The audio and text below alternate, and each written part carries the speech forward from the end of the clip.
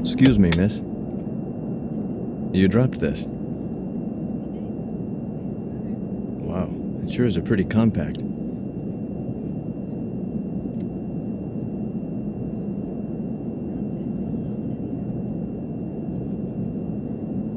You wouldn't want to lose it. It's from your mother, isn't it, Laura? By the way, were you having a nightmare or something? You were mumbling and talking in your sleep. Are you all right? Well, I don't fly too well myself.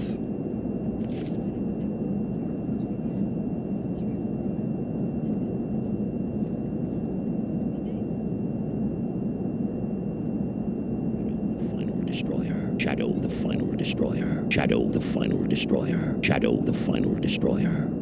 Shadow the final destroyer. Shadow the final destroyer. Shadow the final destroyer. Shadow the final destroyer. For the sake of creation, all must be, from chaos unto order. Shadow the final destroyer. Shadow the final destroyer. Oh, here. Oh.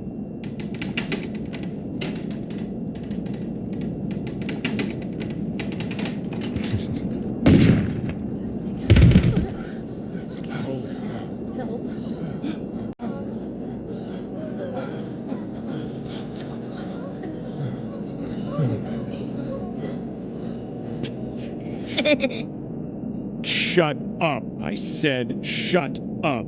The final destroyer, the great shadow, is coming. Pray and celebrate the coming of the final destroyer, our lord, the shadow.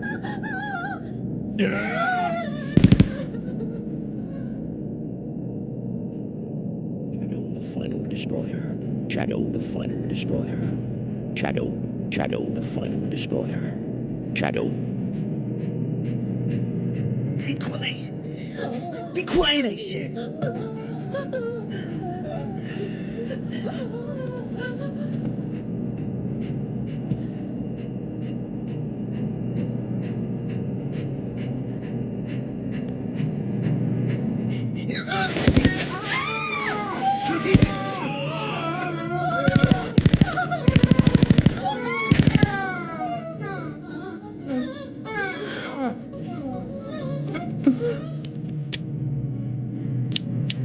Pray. The final destroyer has come. The shadow has arisen. The final destroyer. The final destroyer. Shadow the final destroyer.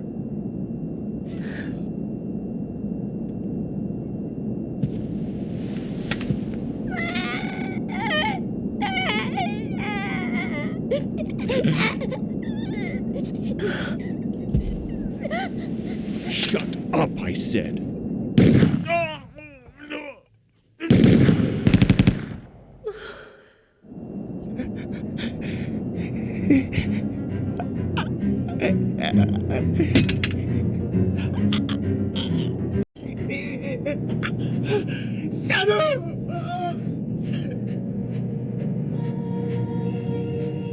What's this?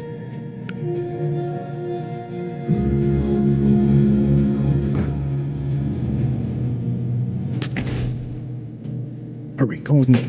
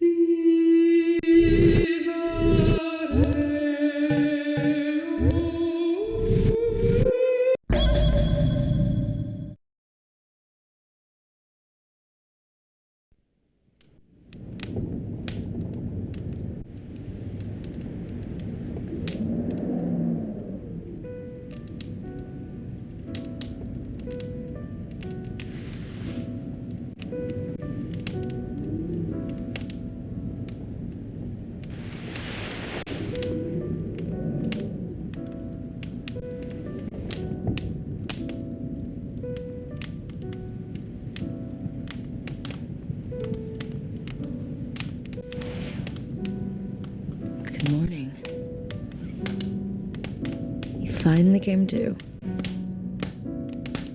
10 days have passed since that terrible accident.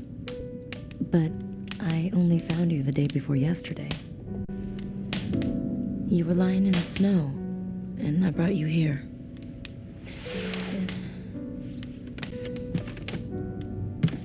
You've been asleep for 2 days, you know.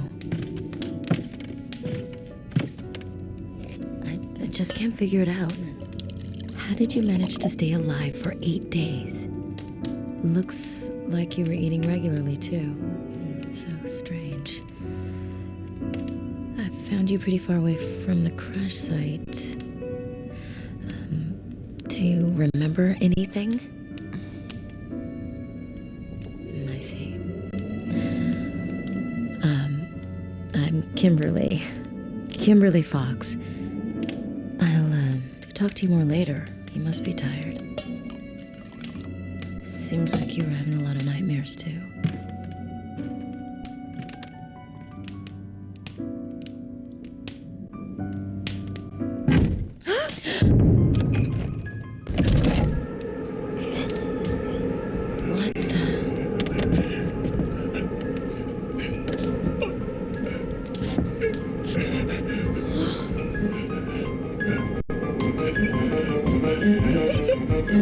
Not again.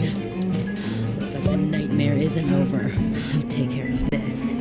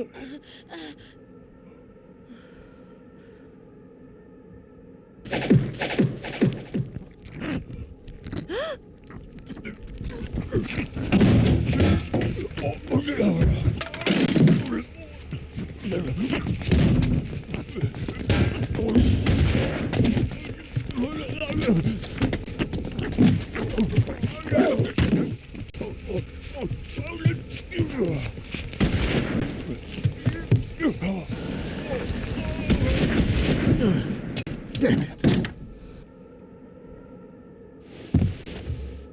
You all right? I'm Parker. Parker Jackson. You two must be survivors of that plane crash. Are you hurt? Don't touch me. Get out of here.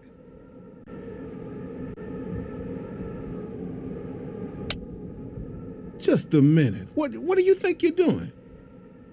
Get the hell out of here. Wait. I haven't blossomed yet. Blossomed? Come on. Didn't it look like flowers were blooming from that monster? You both saw it? And there's more just like it out there. He's not the only one. What exactly was that thing? Who the hell knows? Some of them look like they might have been passengers from the crash. But the monsters got to them. And as you can see, they turn into... Monsters? Yeah, they blossom. They've turned into monsters too. Get out. Look, like I said, I'll shoot. I swear I'll shoot. look, unless we work together, we won't get out of here alive. I will shoot. All right, I'll go. Now. All right. I get it. But listen up and listen good. You may be armed, but there's only one way to tell whether someone's human or not. And that's by the color of their blood. Those things bleed green. But to see any blood, you've got no choice but to shoot. And you've got to do it fast because they'll be on you in a flash. We don't know much of anything yet. Should we shoot everything that looks like this creature? And what if it looks human and bleeds green? There may be monsters that bleed red for all we know. What are we supposed to do then? We don't know whether everything that looks like a monster always has green blood. Maybe some are still human inside. Maybe they can revert back to humans again. We don't have any answers. All I can say is, survive. Get out of this godforsaken place alive. Be careful, both of you. Watch your back.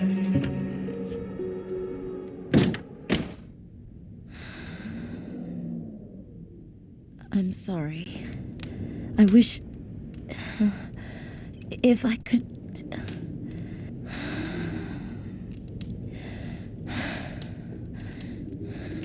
Damn it.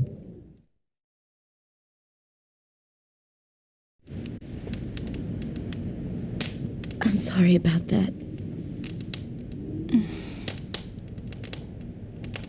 We're both in the same boat, I guess. I just don't know what to do or how to do it. Maybe that man feels the same way. Everyone who's survived feels that way.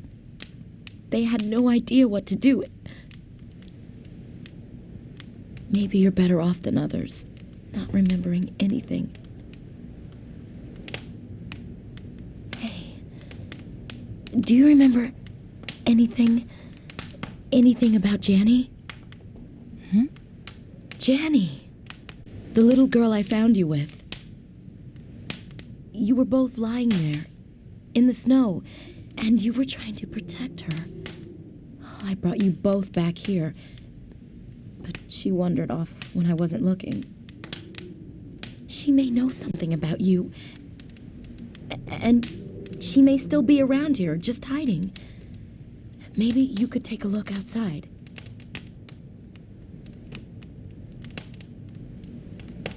You won't be able to walk too far in the snow, and the area is surrounded by forest and a sheer drop, but I'll wait here. Be careful, okay?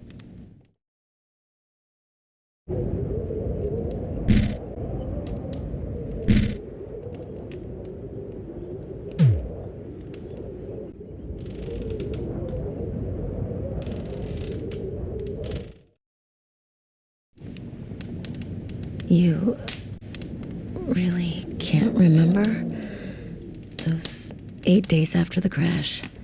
I wonder if Janny was with you the whole time. Well, I'm sure it'll come back to you in time. Be careful out there.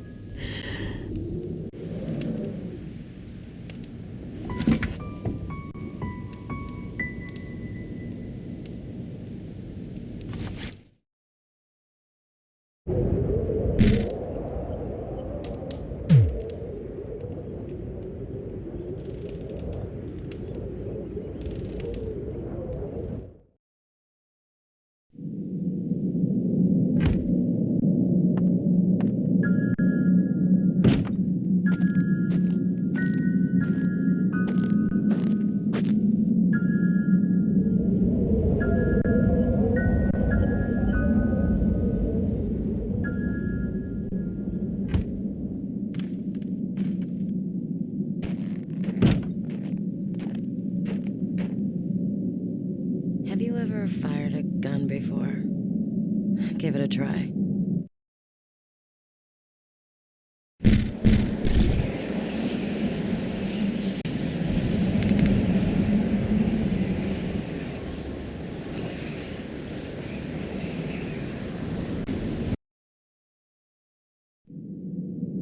You think it's cruel? I did too at first. But you know, I spoke with this Norwegian hunter in a tavern, and he said even rabbits and mice have killer instinct, and that there's no such thing in this world as absolute prey or an absolute predator. He also said that it's an energy, kind of a focused awareness that binds life together. So I guess we better stay on our guard at all times to survive. To feed the flame of instinct with the fuel of life, was the way he put it. The reason why consuming meat gives the body strength is because the urge to kill and the energy of life embodies the flesh. Or something like that. Well, I guess what I'm trying to tell you is to eat a lot and get better soon. Come on, aim straight and take a shot.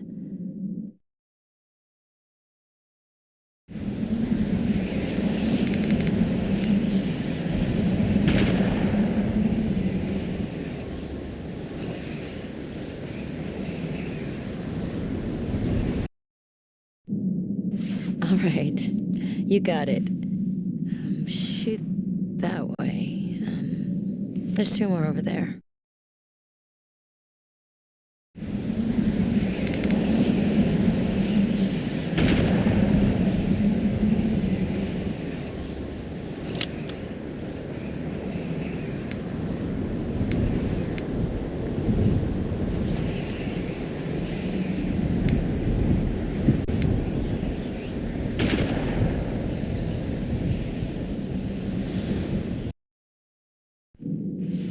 Wow, you're way better than me. I think you've got what it takes to be a great hunter. You can put the game you caught in this portable cooker. It automatically cleans and cooks the meat. So you can eat whenever you're hungry. It's pretty good. Much better than stale bread. I'm gonna go get a little rest now.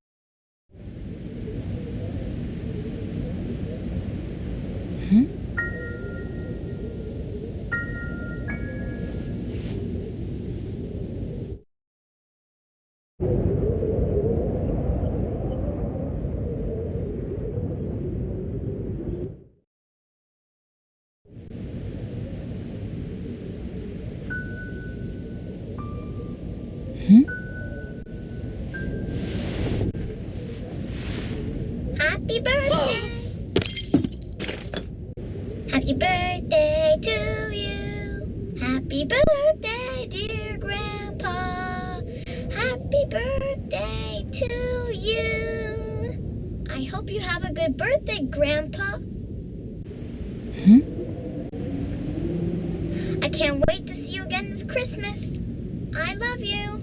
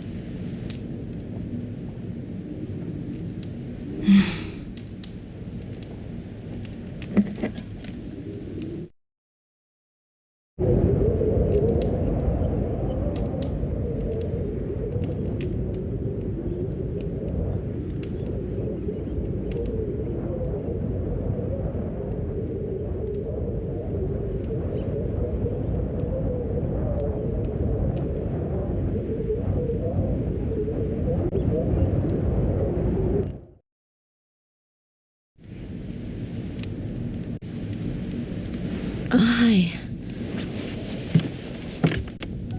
I guess you didn't find Janny. Where could she be?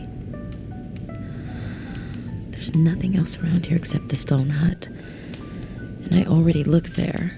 There's the crash site, but I don't think you should go there.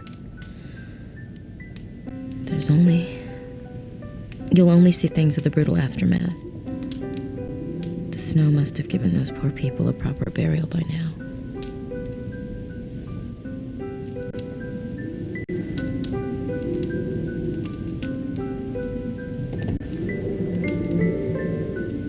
If you are going to the stone hut, use this key to open the cabinet inside. I locked it because I didn't want the monsters to get any of the weapons in there.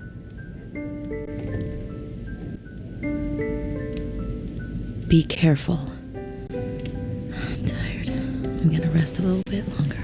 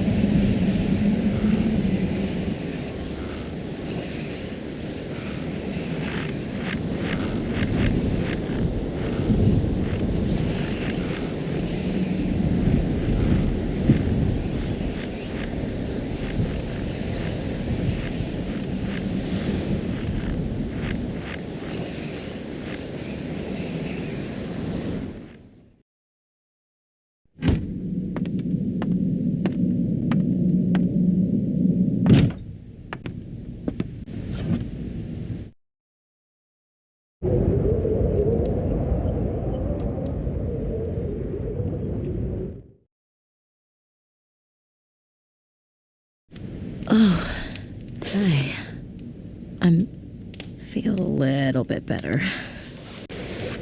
Well, looks like you've been to the stone hut. What's that? Brought the radio back. It won't work, you know.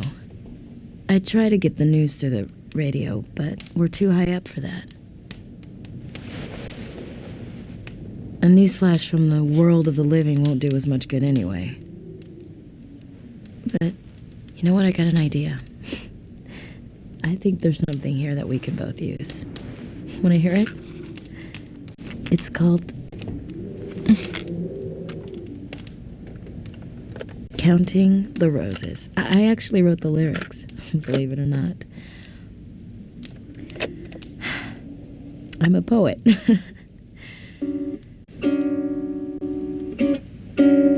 Someone who happened to read a poem of mine wrote and recorded this tune. I even got a letter once from someone who heard the song. Poetry to me, it's like creating my own microcosm. A sanctuary of comfort. It was probably, no, it must have been the end of another sad day when I wrote this poem. I saw this place. It was pure white, as far as the eye could see. And I was counting roses. There's yellow and red and lavender. Hundreds of roses, so beautiful. You could lose yourself in them, in this shiny white world.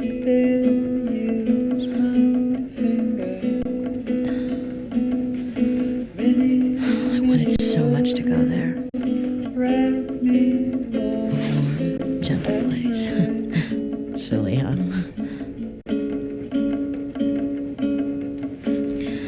Well, there's one thing I could say for sure about my life. I had a second chance. I wouldn't want to be born as myself again. No way. Anything but that. I don't want to go through it again. Not my father's accidental death.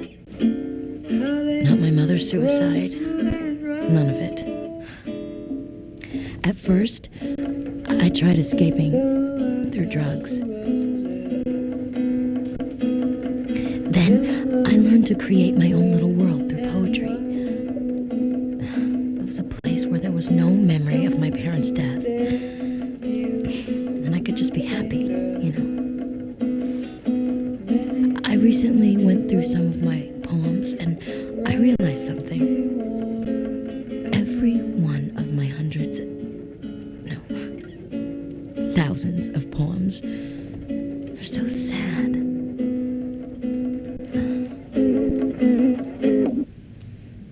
Oh, no. The player ate my tape. Great. We can't listen to the radio, and now we have no tape player. Here. You can have it. Consider it a gift. A broken tape player and a pulverized poem of mine. How depressing. And I thought a little music would be good for our morale.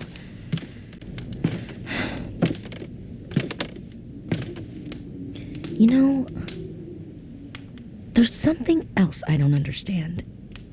It's been 10 days since the accident. So why hasn't any help arrived? Can you remember anything?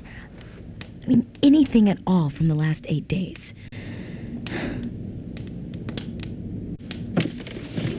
You must have been with someone else. I couldn't make it out, but you were calling someone's name. I wonder what could have happened to Janny. If we could only find her, you know, she might know about this other person. I'm sure of it.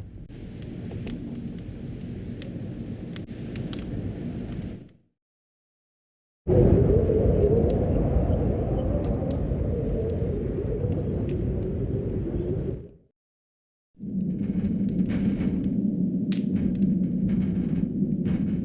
worry about me.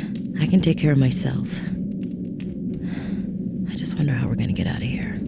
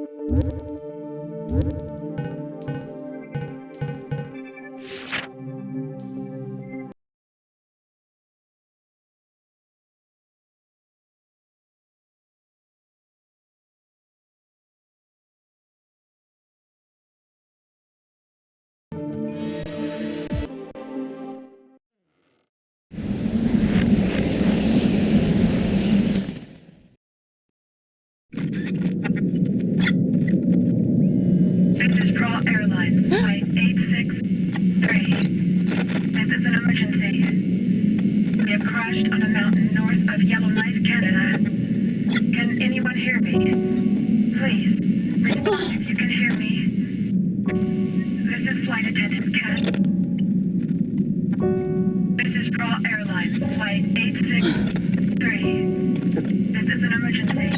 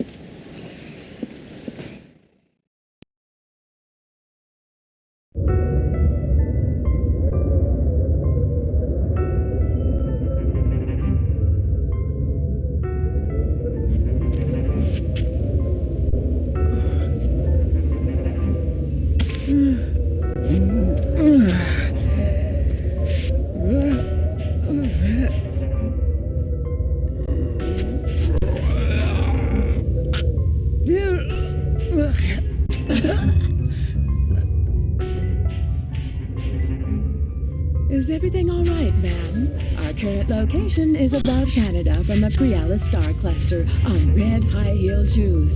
The turbulence is the original ETA at St. Charles. Autopilot engaged in the galley right on schedule. Please bring your seatbelts to the fluid upright business line. Then I will charge the problem right in front of you.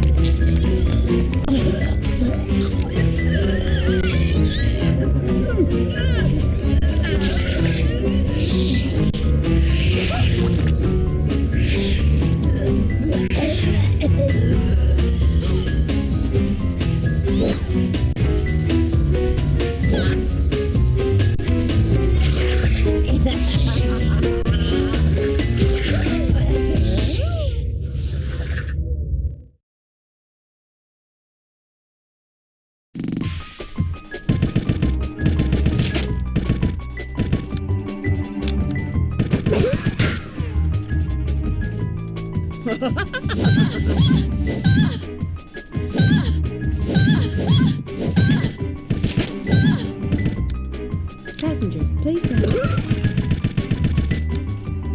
Would you please? This is an emergency. Everyone, please return to your seats. Passengers, please fasten your seatbelts. Beef or fish?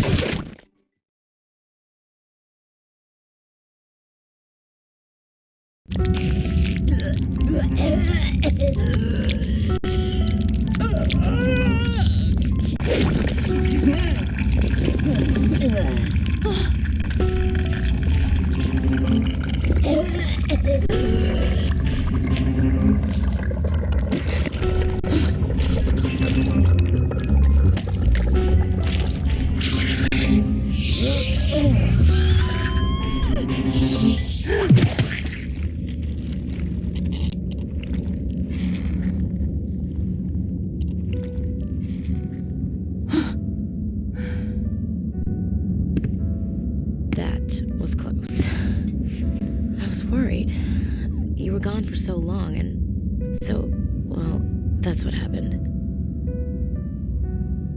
She blossomed. Hey, look, there's a butterfly. I wonder if that's a symbol of that stewardess's wish to fly. Hey, I do have some good news. Guess how I got here? I found a snowmobile. I bet we can make it out of here as long as we have that. I don't think the monsters can attack us while we're riding a snowmobile. But we don't have much gas left. Just enough to get back to the cabin.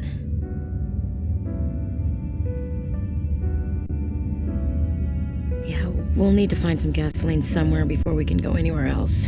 Let's just go back for now. It's not much, but our luck is finally beginning to turn for the better. Right? Laura? Surprised? You never told me your name. But that must be your name. This is yours, isn't it? I found it by the bed. It's engraved, to Laura from your mother Lucy. Does that bring anything back? Lucy. That's your mother's name. Does it ring any bells? Can you remember? Can you remember her? What's she like? What does she look like? I bet she was very kind to you. When I found you lying in the snow, you were holding it as if it were so precious. During those 2 days, you were unconscious. You held this close and kept calling out someone's name. A man's name. Laura? Laura? Laura, are you all right? Laura!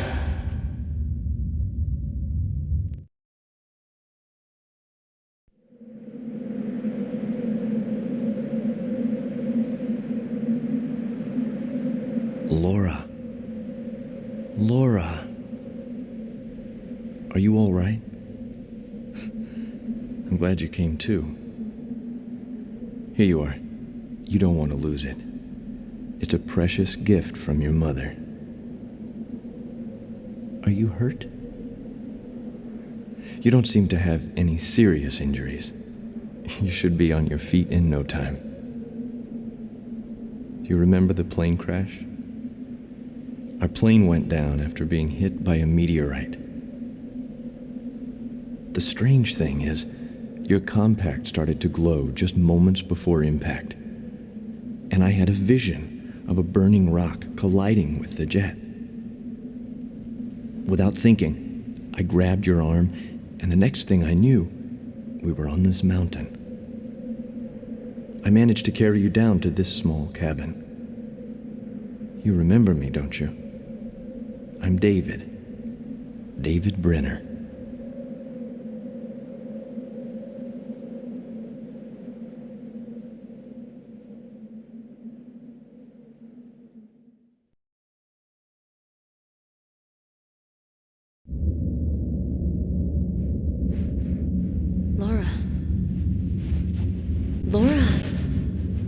Laura, can you hear me? Laura.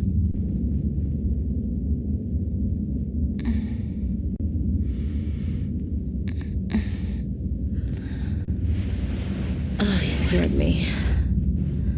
I was afraid you would sleep for another 2 days straight.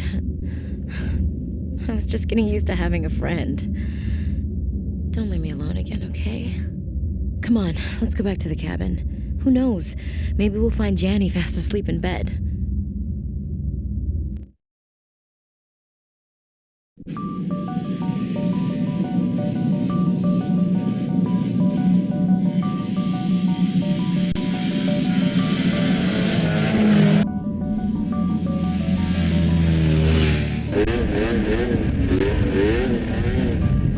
Hey, Laura. Can you hear me? If we ever get out of here, I'm gonna write a poem for you.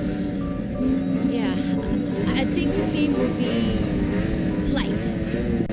It's what you brought into my life. I'm so glad I met you, Laura. Well, you ready for some speed? Hold on tight.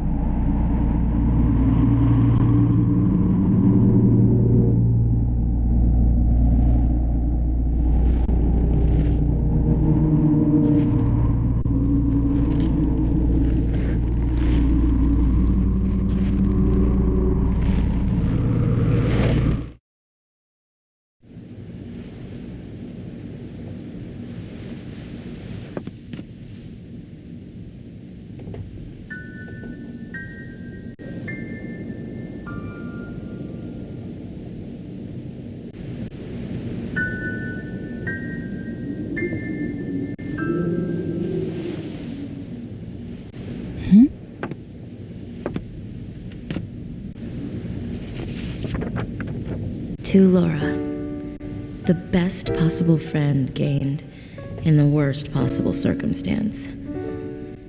I'm feeling much better, thanks to you. I've gone to look for gas, hoping that you will recall your past. Very, very soon. Kimberly.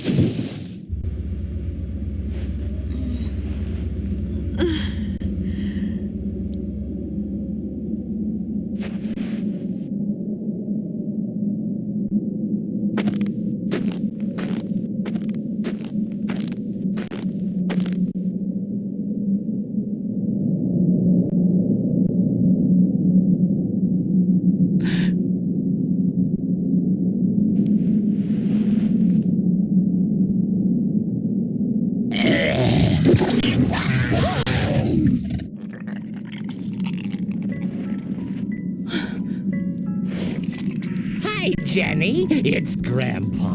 Do you recognize me?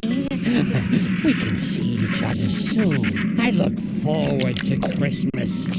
I'm sure you've gotten bigger. I'll bet you get to see the grand aurora in the sky when you come. I'll get a cherry pie for your birthday, since you love cherry pie so much, to eat under the aurora sky. I'll be waiting, sweet child. Sweet, sweet child.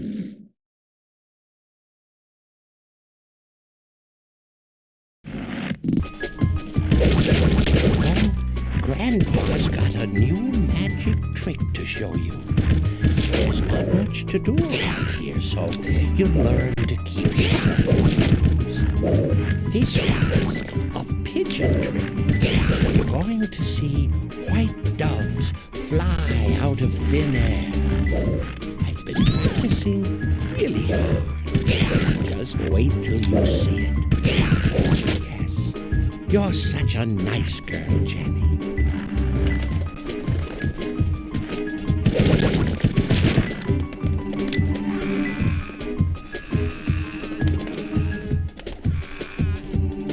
Hi, Jenny. It's Red.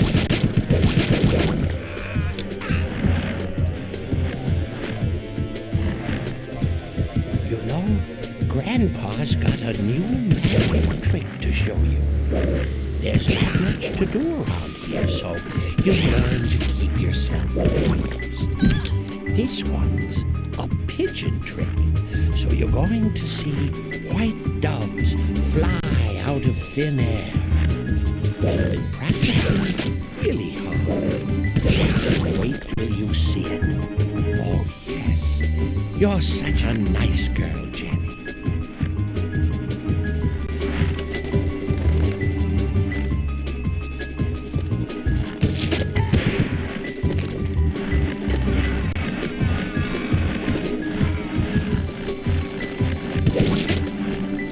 You know, Grandpa's got a new magic trick to show you. Yes.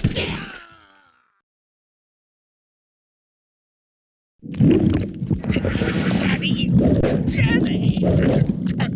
Jenny!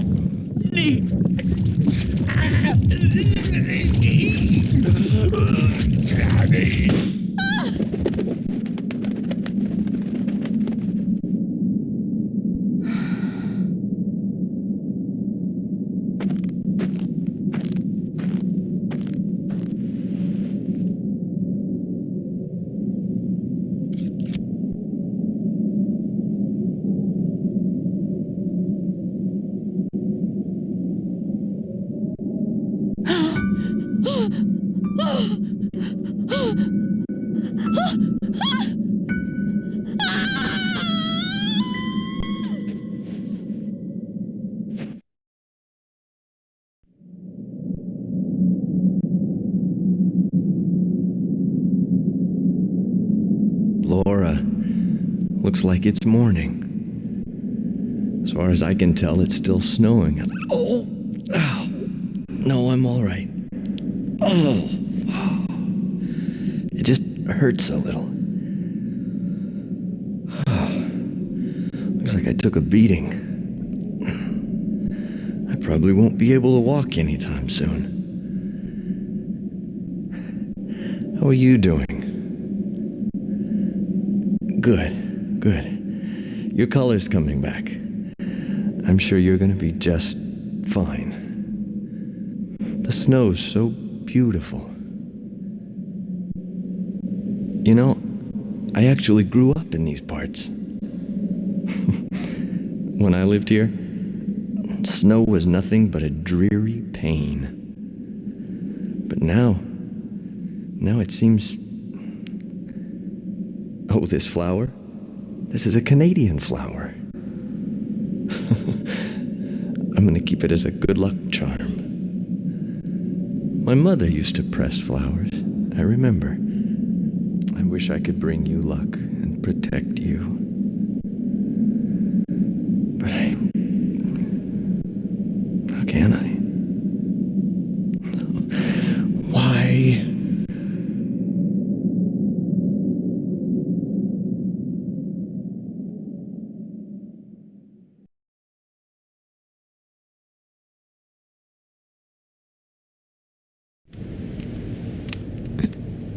Laura? Laura!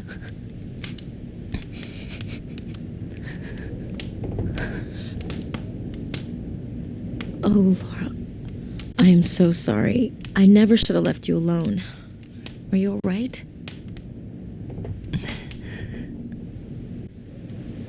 I remembered there was a trailer in front of what looked like a mining facility. That's where I went. Unfortunately, the gas tank was empty. There was nothing left. Laura, there was nothing else you could have done. Please, please don't blame yourself.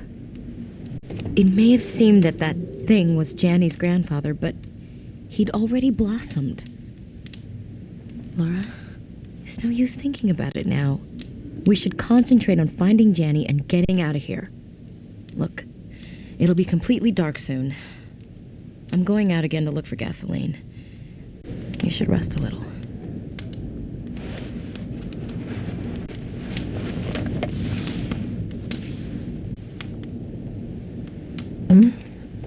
Oh, this.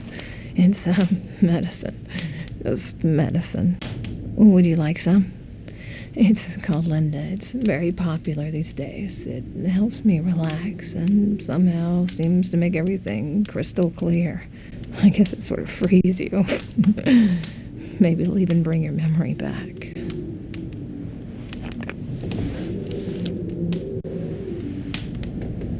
Can't live without this stuff. I'm a real mess, aren't I? I was so awful to that guy, Parker. And he just saved our lives. If we'd been with him, maybe Janny would be... Wait a second. That's his name.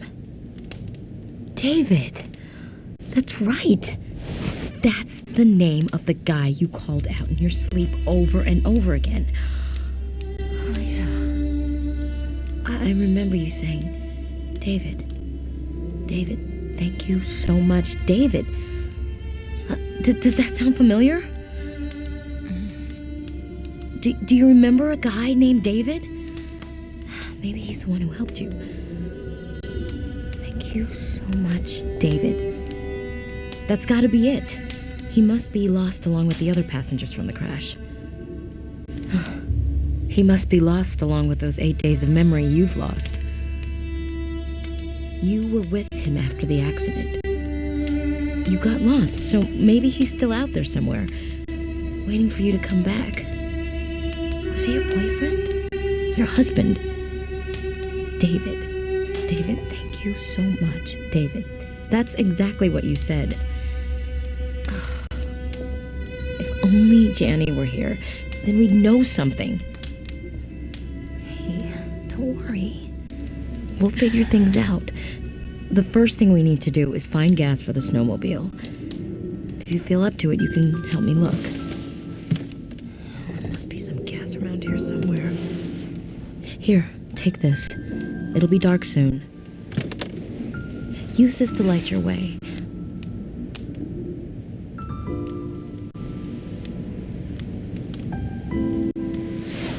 I'll go on ahead.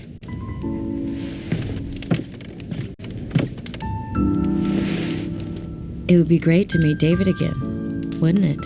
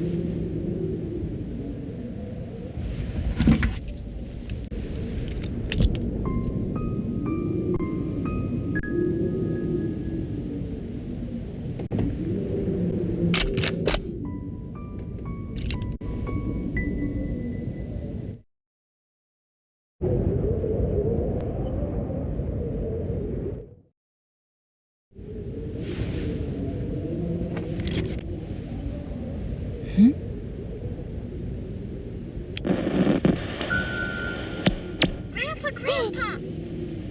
Is that you? I knew you'd come, Grandpa. It's Janie! Can you hear me? I'm in the building with the big fence around it. I thought you were coming in that trailer, so I've been waiting. I'm cold, Grandpa. I'm so cold. Help me, Grandpa.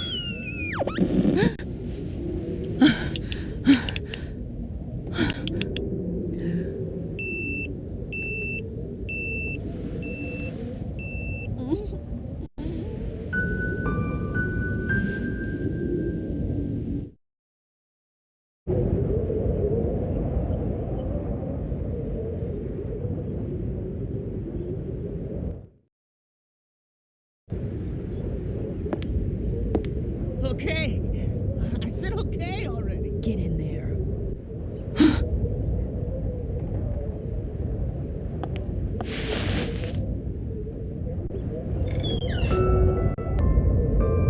Time to talk, you bastard. What's in here? What the hell are you hiding in here? I don't know nothing. I swear. For Christ's sake, put the shotgun down. I swear I don't know anything. Larry and I are not terrorists. He started it, talking nonsense about how he was going to resurrect the shadow. How the hell was I supposed to know what he was talking about? Shadow? Larry's on some bad stuff. He's been hanging out with this weird sorcerer, going on and on about how they're going to build a perfect world. This creep's got us on the same stuff, this Linda crap. And it's like, you're gone. You see weird stuff like a huge seed stuck inside ice that shines. You know what I'm saying? When I saw it, I just knew it was the shadow. No one told me. I just felt it. So I really don't know anything. All my buddies got killed in that crash. And Larry's turned into one of those damn monsters. I don't know what that means he's dead or alive, man. He even tried to eat me, you know that? What am I supposed to do now? Come on. You gotta help me. I don't know anything. Nothing at all. All this happened because of Larry and Linda. You really don't know anything? Yes. I swear. Hey, you and me, we can get out of here together, huh? You're one tough broad. I like that. I've always had a thing for strong women, too. Hey, say, why don't we pop some Linda and do a little of this, huh? Come on, satisfaction guaranteed. Ain't no way any monster's gonna eat me. But a good-looking woman like you, that's different. What the hell? You two? No. Come on. Don't. Please. Oh my God. No. No.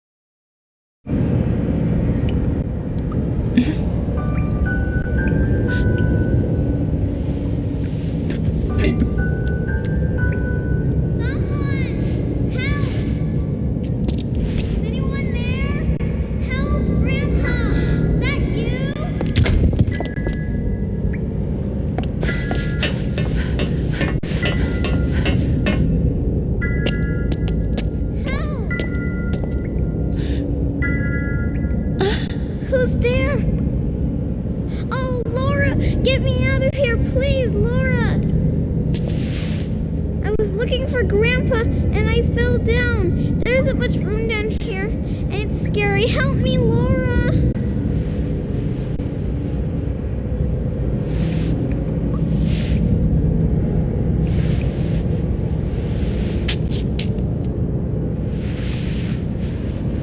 You saved me, Laura. Thank you. Thank you. I knew I'd see you again. Where's Kimmy? She's okay too, isn't she? I wanted to find Grandpa, but I got lost. I'm sorry. What's going on? Laura, what's happening?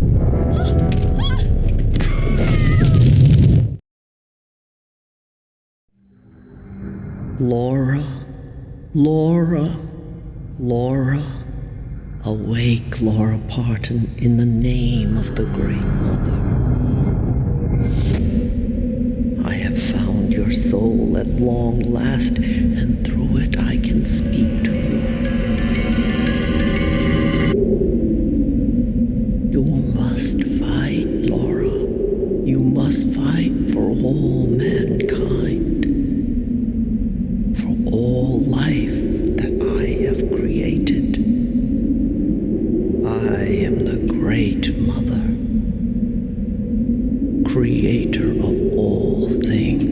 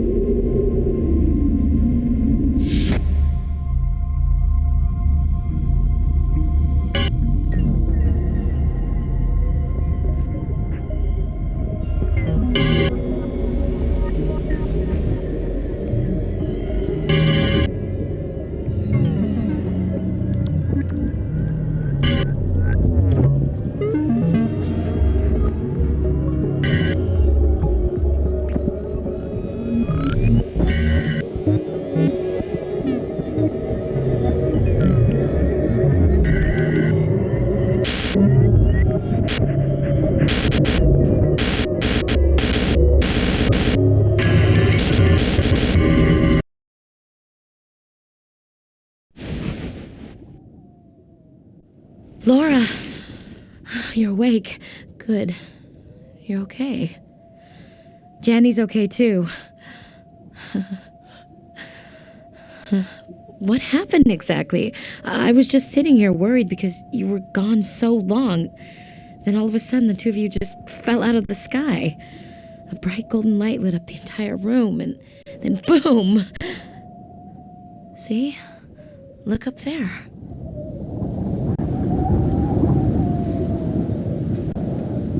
What are you, anyway? A witch, maybe? A good one, I hope. Maybe you have teleporting abilities or something. Well, that's one more thing we can't figure out. At least we have Janny back and the gas you found. So we could take the snowmobile and get out of here. I ran across the small valley while you were out, and I think we can make it if we push the snowmobile to the limit. Scared? Don't worry, I'll drive. Come on, are you ready? Seems like there's more monsters around now, and it's getting colder. Especially in here.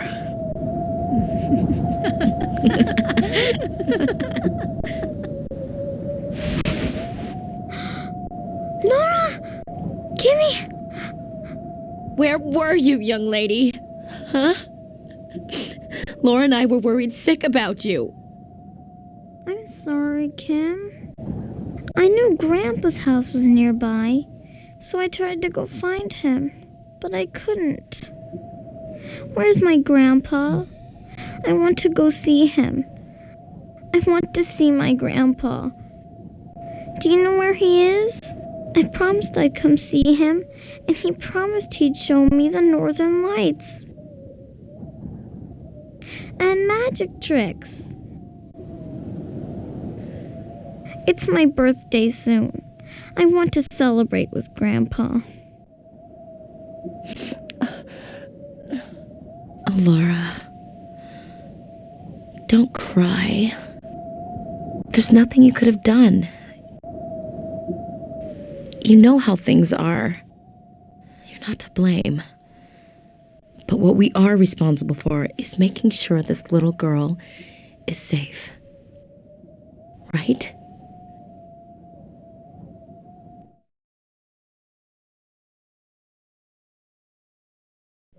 Janny?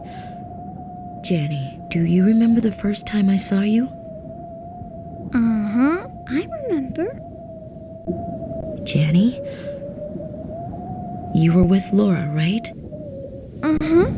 Was there anyone else with you two? Anyone else? A man? No, no one else. There wasn't anyone else ever. After the airplane crashed, I was all alone for a long, long time, and then Laura found me. Was Laura with a man? Someone named David? Laura was all by herself, just like me. We were walking. Then Laura suddenly went to sleep. So I went to sleep too. Next thing I know, we're here with you. Oh, so when you woke up, you were here? Uh-huh, and so were you, Kimmy. So... where are your mom and dad?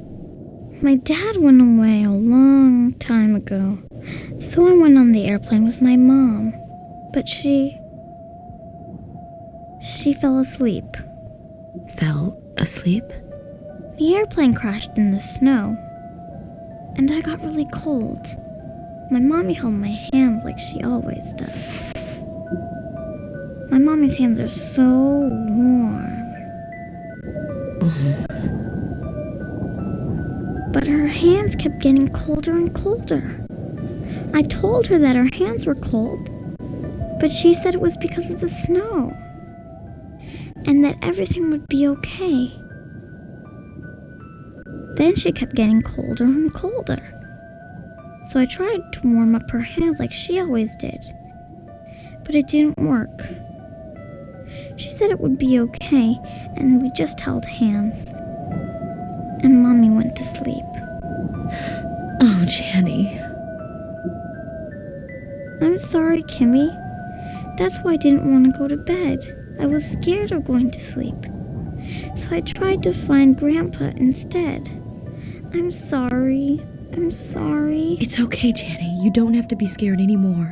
Will I fall asleep and go away too? Not you, Janny. You're going to be perfectly all right. Because you've got Laura and me. It isn't going to be easy. But remember this, Janny. Huh? You can never give up hope. Hope? Yes, hope. It's the most important thing anyone can have in life. To believe. To keep believing and never give up. Not ever. To have a bright light burning in your heart. As long as you believe. That light will grow stronger and brighter to light your way. Oh, I understand. Grandpa always says, Jenny, even if bad things happen, have faith in tomorrow. That's right, Janny. You're so strong. Uh-huh. Hope. I know about that now. Grandpa taught me a lot of things. Janny, you're a very smart girl. You understand, don't you, that You can't see your mother. Ever again? I'm afraid not. Your mother had to go to sleep to be safe so she could protect you forever. She was a wonderful person, honey. I know. You have to survive no matter what, Jenny. For your mother's sake. Okay, Kimmy. Laura? Kimmy. Can I ask you something? What's that? Can I call you and Laura Mommy? Sure you can. You're so warm. Come on, Laura, Jenny, let's get going on the snowmobile. We have a valley to cross. And Laura has to find this David guy, and I need to apologize to Parker if we ever run into him. Let's go.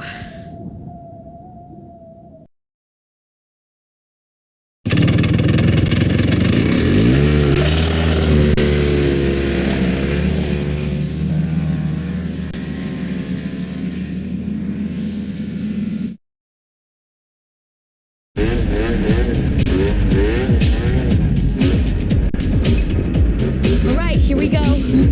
Everybody hold on tight.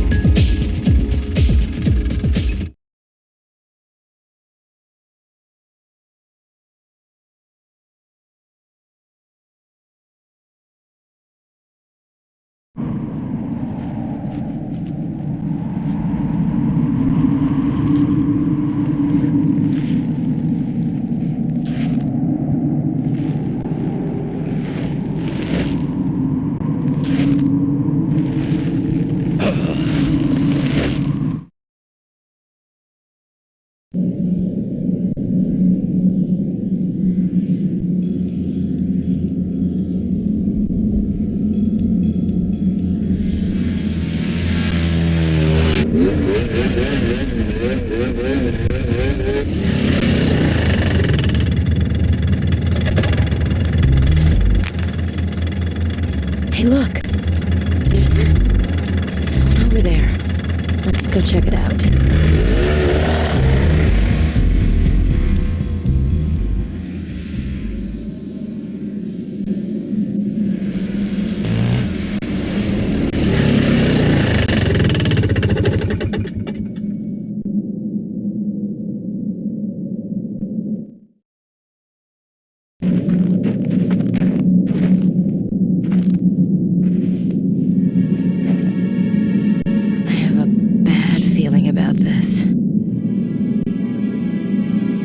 Hello? Hello? Doesn't look like anyone's home. Let's go in.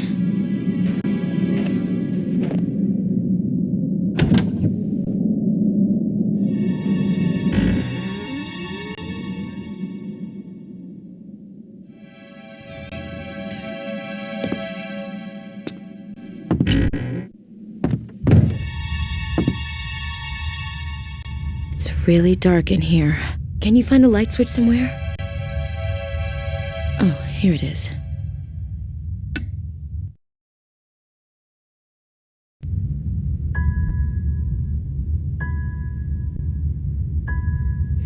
I guess there's no one here. I wonder if it's alright just to take some things. Laura. Could you search this room and see if there's anything useful? I thought I saw another light ahead. A yellow one. I'm gonna go check it out. And Janny, you come with me. Okay. All right. We'll be back as soon as we finish checking it out. You're not scared to be alone, are you?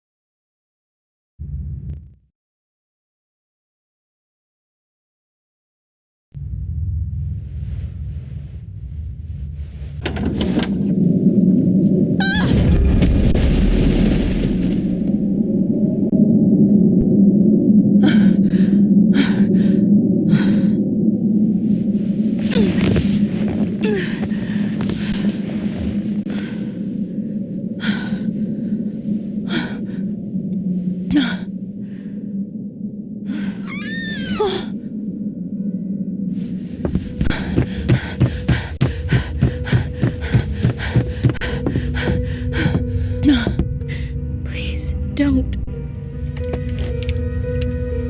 Oh, please don't. What do you mean by that? You say amusing things.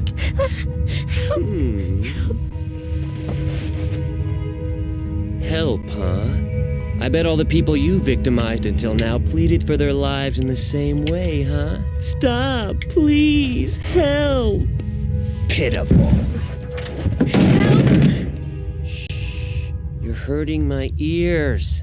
Shut up, will you? My head hurts. It's pounding. Don't shout. Do I have to beg, huh?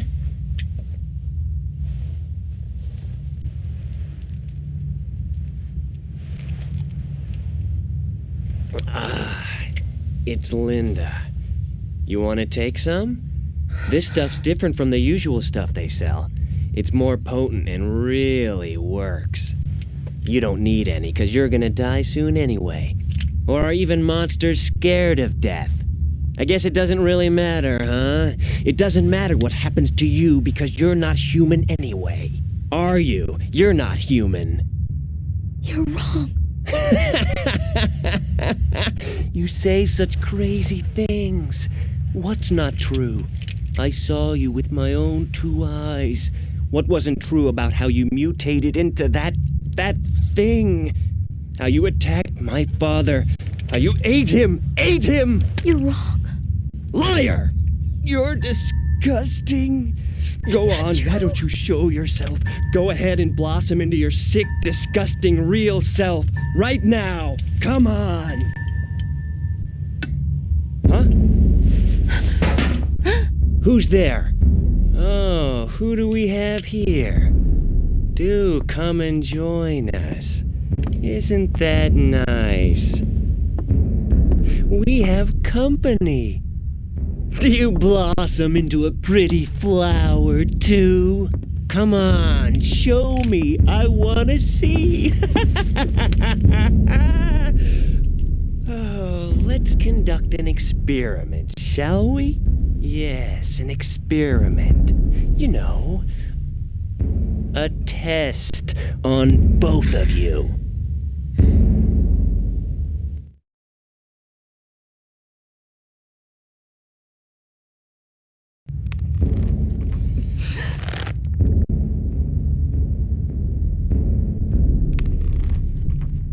Bang! Bang! Well, let's see. Who should I shoot first? It's really simple. See, I take this pistol and bang, I shoot your foot. Bang! And if I see green blood, you lose. Bang! If I shoot you in the head, you won't be able to move. And if there's red blood, I guess I'll just have to untie the rope. Red blood proves you're human, you see? But if you bleed green, you know what happens. Bang! I'm talking about you! Yes, you! Do you hear me?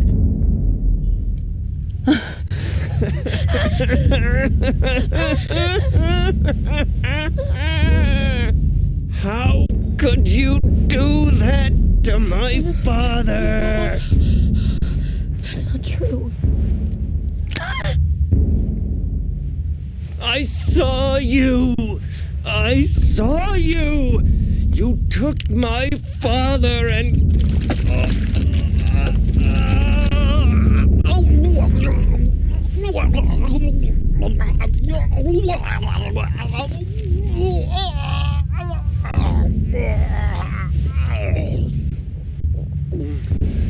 So that's why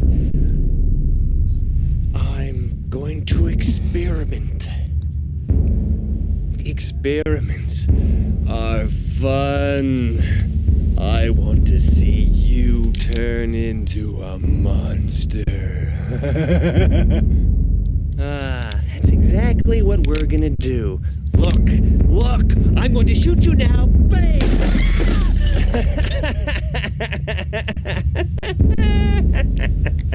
Just kidding. Surprise.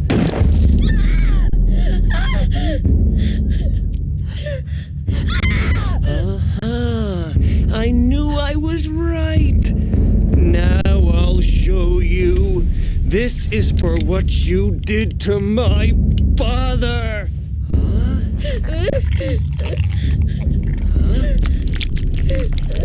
What the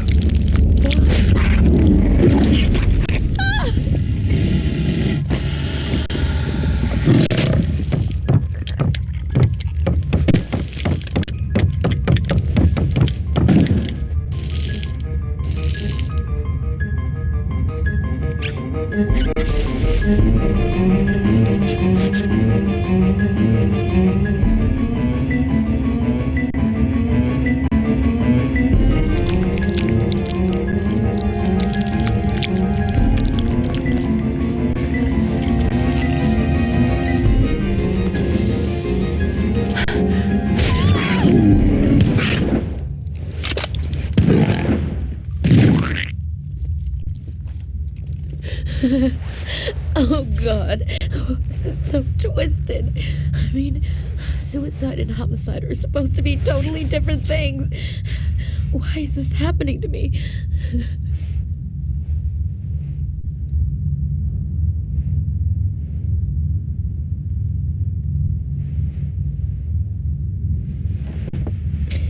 I'm sorry. Did she hurt you? No!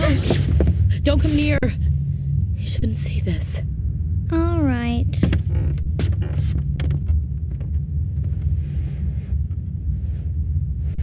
No more. I don't know what's what anymore.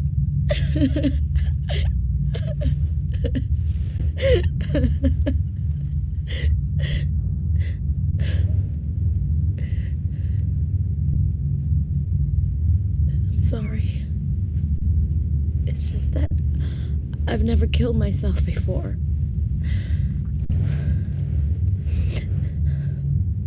Laura, are you all right? I guess I'm over it now.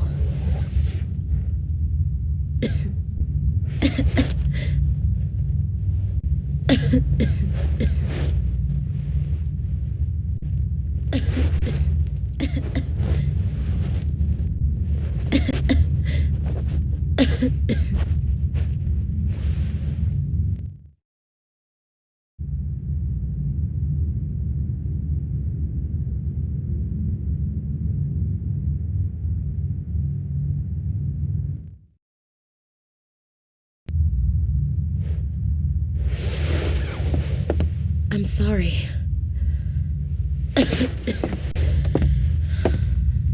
There was a storage facility just ahead, and I saw it there too. My own body. Talk about freaky. I mean, whoever really had to walk over their own dead body? I mean, I didn't think I'd end up killing myself, but I guess it's better than being killed by the other me.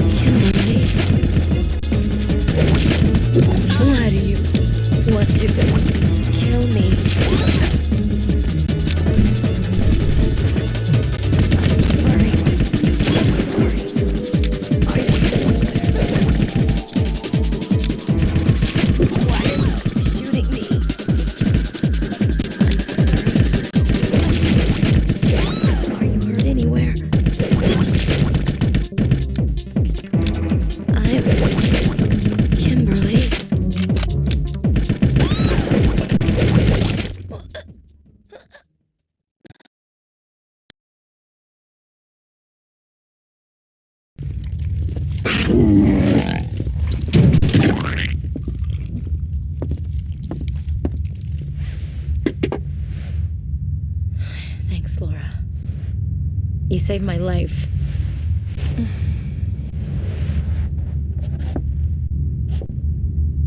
I guess she's a clone, huh?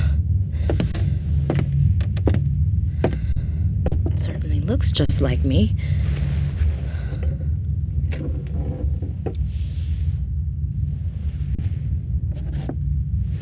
Gives me the creeps. I guess they have the ability to replicate the exact physical appearance of their victims. Oh. Do you think I'm...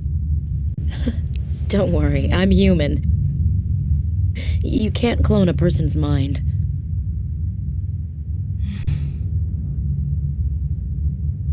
I suppose they grow at an accelerated rate from a DNA sample. A brainless Xerox copy. I guess if they're capable of a real conversation, they're probably not a clone. But they do learn pretty fast. Did you notice how that one could talk a bit? It was mostly mimicking, but in the end, maybe you can only go by the color of blood. It just seems so sinister. Hey, Laura, you do believe me, don't you?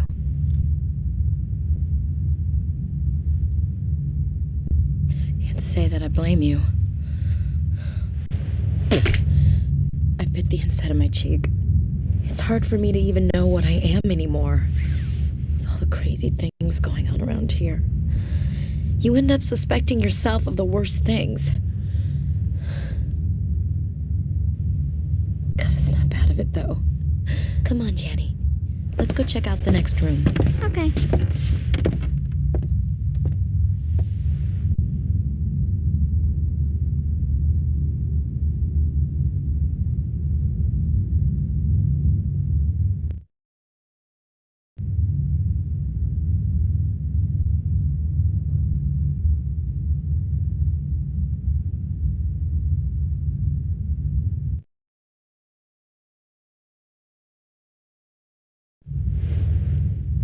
Feels like we're on the far edge of the earth. But I think we'll sleep well knowing there's 3 of us.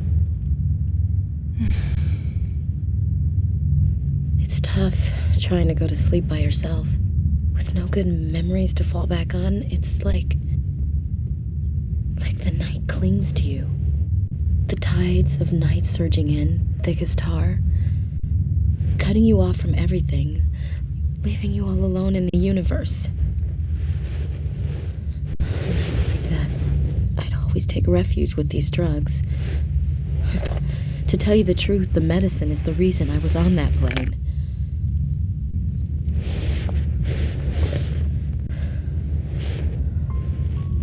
The room was so thick with sticky, suffocating darkness that night. Drown. I took my medicine, and that's when I saw it. It wasn't a trip. It was kind of a vision. A vision of a landscape. And after that, I could see it almost every day whenever I took a dose. I knew I was being called there. And then I saw the place where this drug originated from, in a newspaper. The article was about Linda. How it was extracted from a type of lichen only found in the tundra of northern Canada.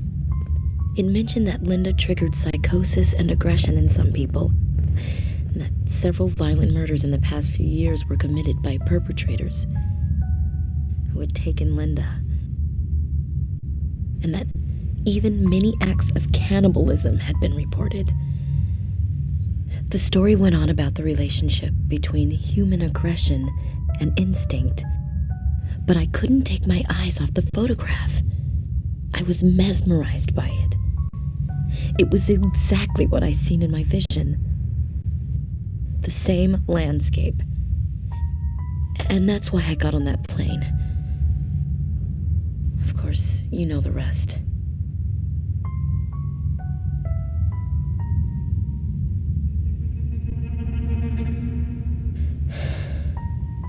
Laura, do you remember anything yet?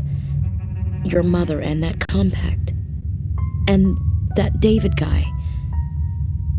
He could be out there, still waiting for you. that David guy. Do you remember anything yet? Laura, remember anything? Laura, anything? That's too bad.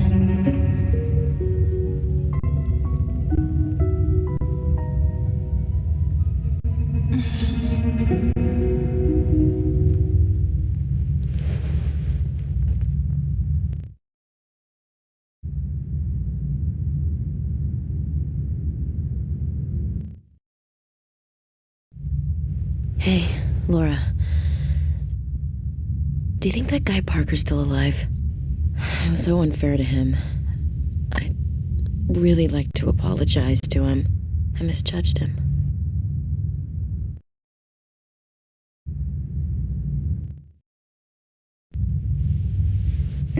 Mommy.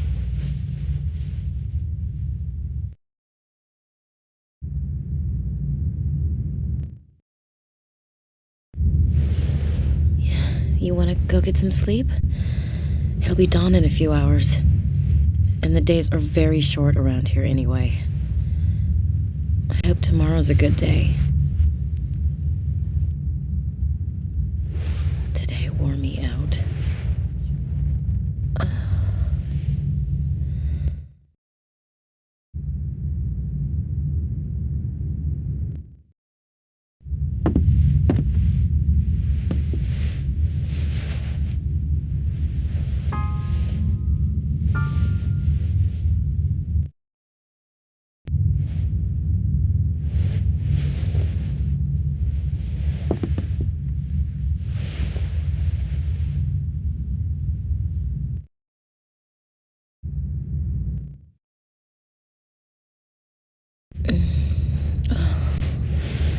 Oh, sorry. I guess I dozed off. Hey, you should take this. You'll need it if you're gonna go up to the other building. Just jiggle the lock a bit, and the door will open. There's some sort of storage facility there, but it's too cold to stay for long. Not that there's much there except a lot of junk and a hatch on the floor. The hatch seems to lead down to a cellar, but it was frozen shut. The building's just up the hill. There's a large yellow lamp, but be careful because it's very dark along the way. Take the snowmobile if you want. Well, good night.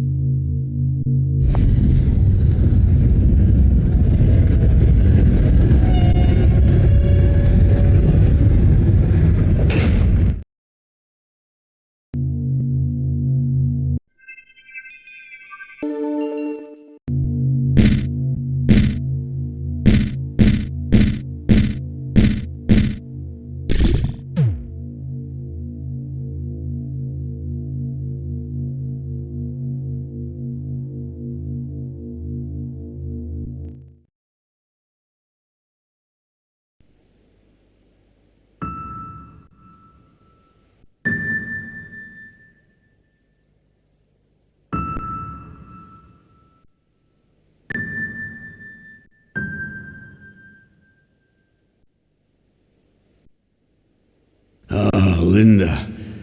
Listen. Do you hear that? Yes, dear. So, this is the sound of death. Oh, what I hear now is that faint whisper, the sound of all life coming to an end. Earth is dying. The sound is so bittersweet. I'm sorry. I don't think I really understand. No, dearest. You understand much more than I do about everything. If you say so. Linda, I'm so happy that the two of us can be together at this moment. Who's there? Is someone there? Is that you, David? No, couldn't be. So we have a visitor on our last night. I don't know what you want, but don't come any closer. Please. I don't want anyone to see me in this debilitating condition. You know what I mean, don't you? A monster has gotten me. Oh, I'm still alive, but I'm beginning to change. I'm transforming into a monster myself. Linda, this may be a suitable end for someone like myself. No matter what happens, you are still you. Linda, I remember everything so clearly about the night we first met. So do I, dear. The stars were so beautiful. As they are tonight. If I close my eyes, I can see the stars the way they were that night. How did I stray so far from that to become the madman that I am? You are no such thing, my dear. Yes, I was mad to have turned you into this. No. I'm very sorry, but please, keep your distance. This is how I want to meet my fate with my beloved wife under the stars.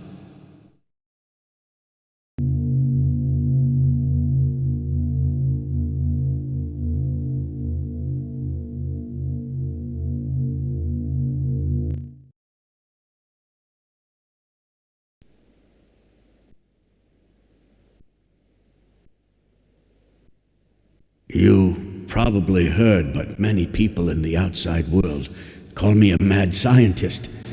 It's true, but only insofar as this planet itself is mad. I was consumed, obsessed with a desire to see the moment of death for this cruel, savage world.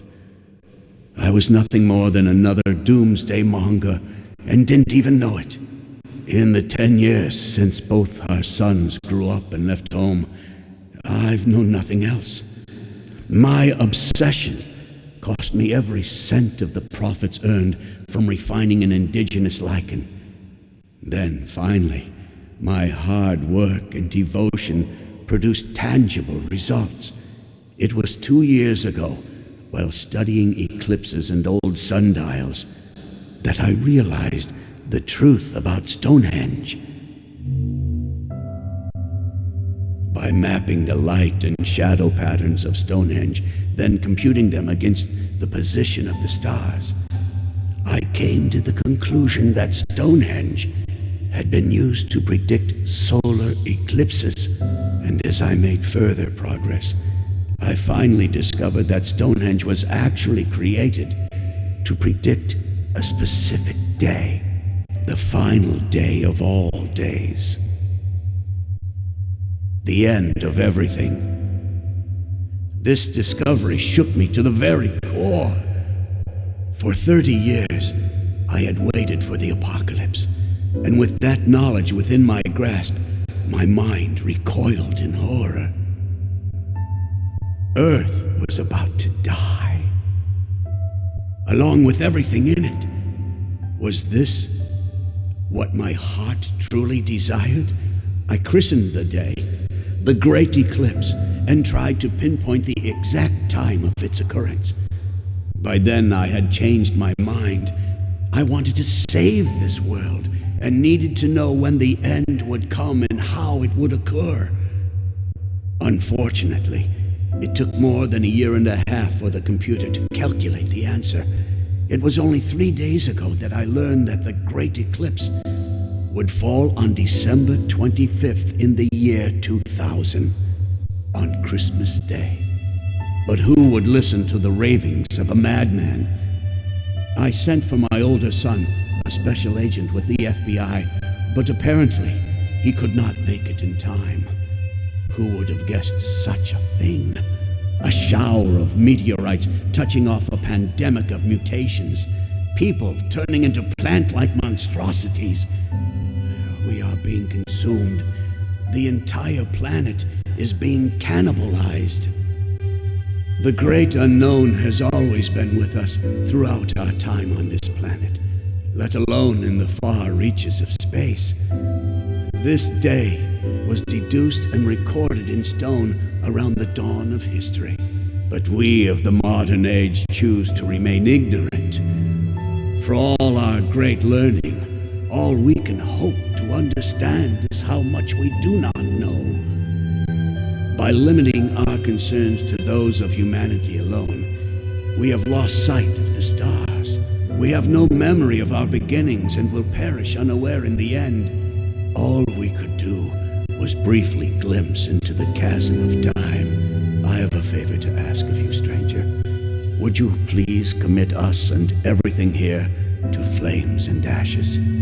Destroy all traces of my work. There is nothing more I can do, absolutely nothing. What good will a warning be to a new civilization that is sure to evolve in tens of millions of years? What little humanity I had left was taken by those creatures. At least allow me the dignity to choose my own end. Please, break the glass by your side and get the flamethrower. You must put an end to all you see here.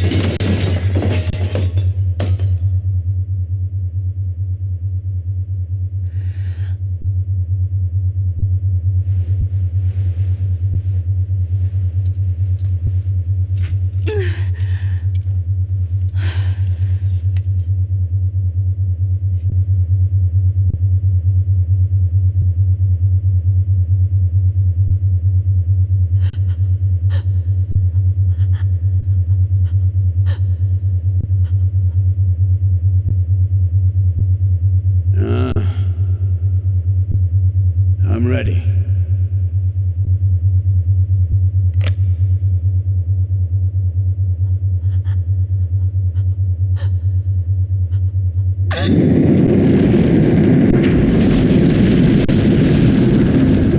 Thank you.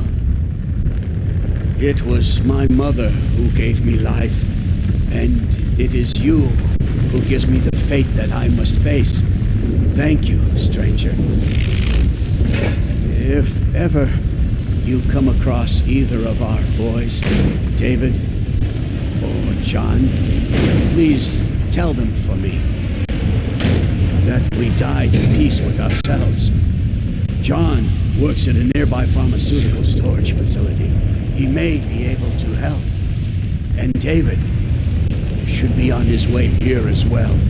Ah, Linda, I can hear the end coming. Can you hear it? I'm so very sorry for everything I put you through, my darling. Linda, you stayed with this foolish man till the very end. And all I can do is say, I'm sorry. It's all right, dear. I was always happy being by your side. We night when the stars were the most beautiful. And since that time, we shared the same starry skies.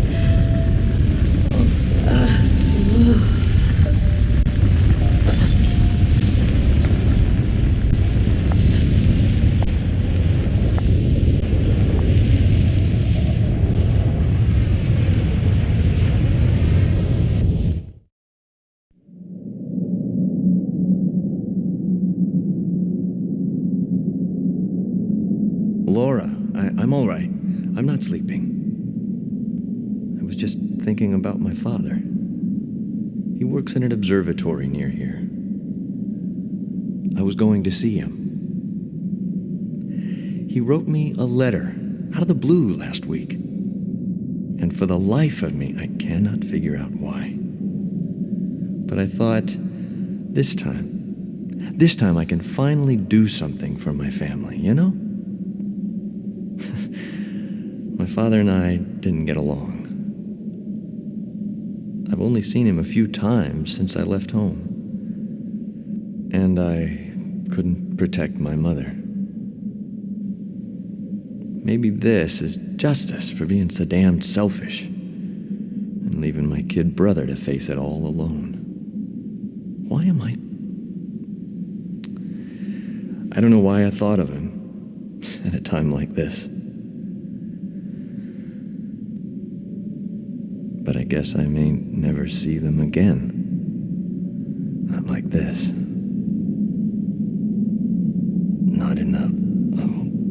Not in the condition I'm in.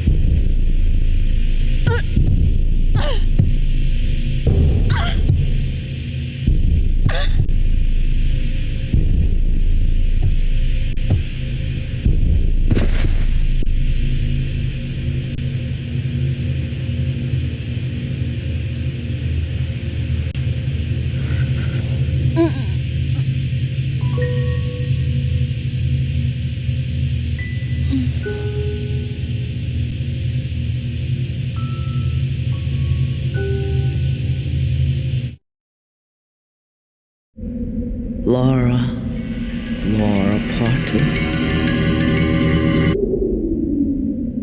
I am the Great Mother. You must awaken and take up arms again, my child.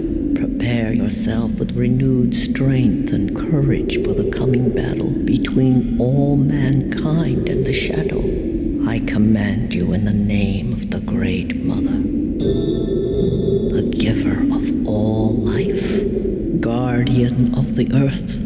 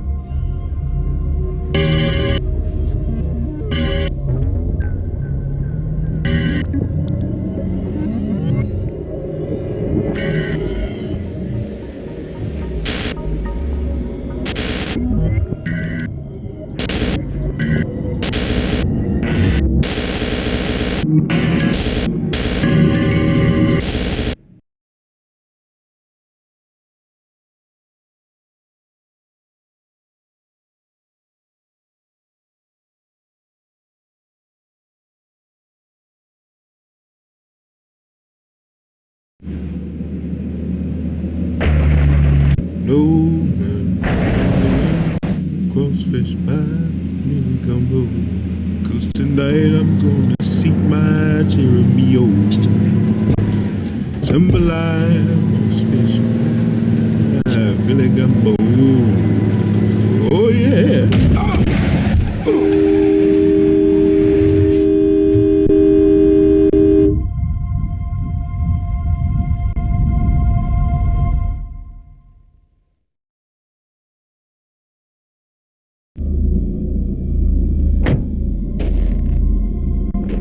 What the hell?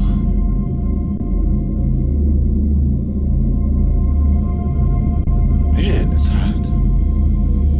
Hey.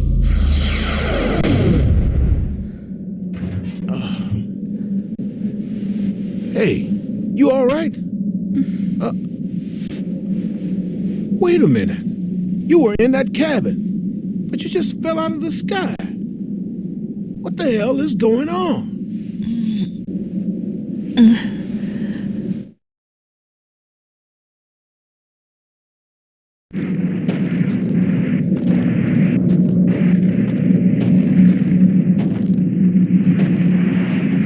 So that's what you've been up to.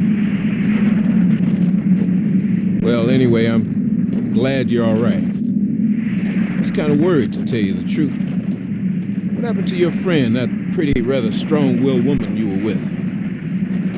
She hasn't, blossomed or anything, has she? Huh?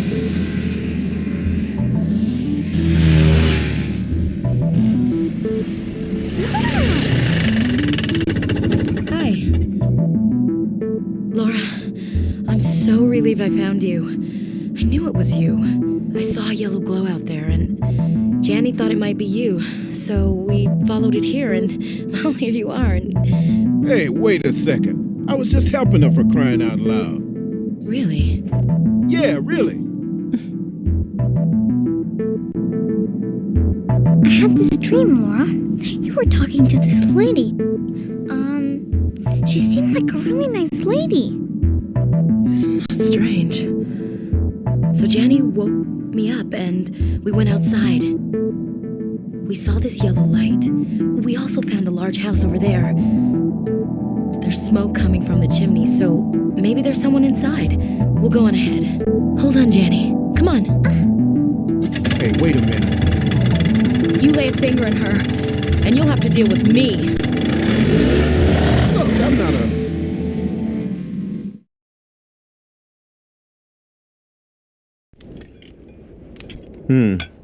Laura, is that right?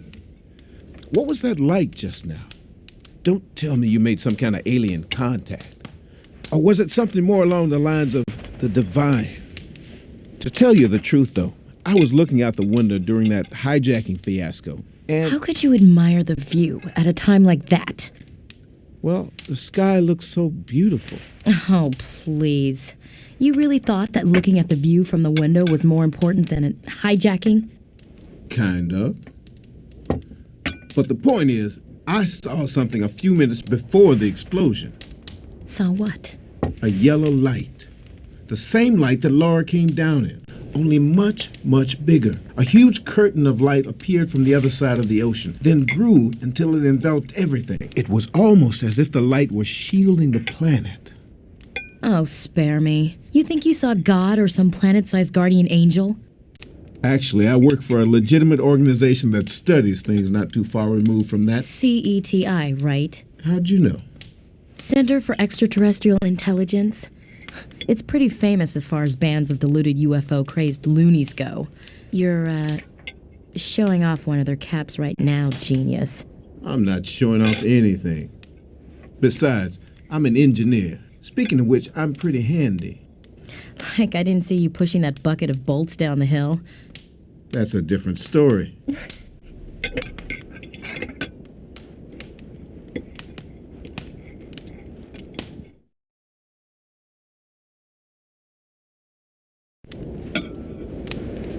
My team is currently studying the underlying causes of why the dinosaurs became extinct 65 million years ago.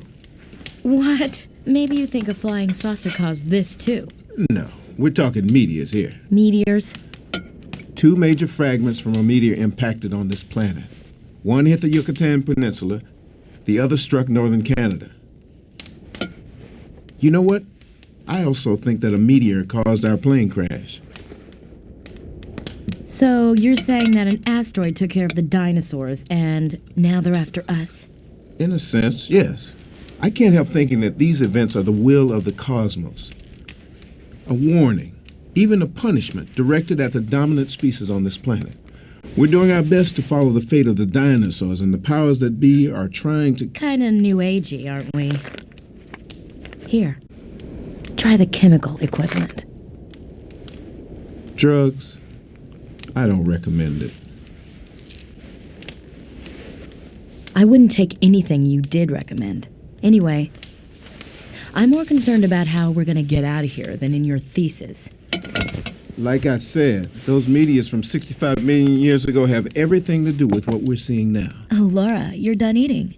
Sorry, we've been talking nonsense. Oh, by the way, there's some weird guy upstairs, but he won't open the door. Every time I knock, he just shouts that he's practicing, and he keeps playing the piano. Oh, oops. I guess I should stop gabbing like someone and finish my food. Janny's asleep in the next room.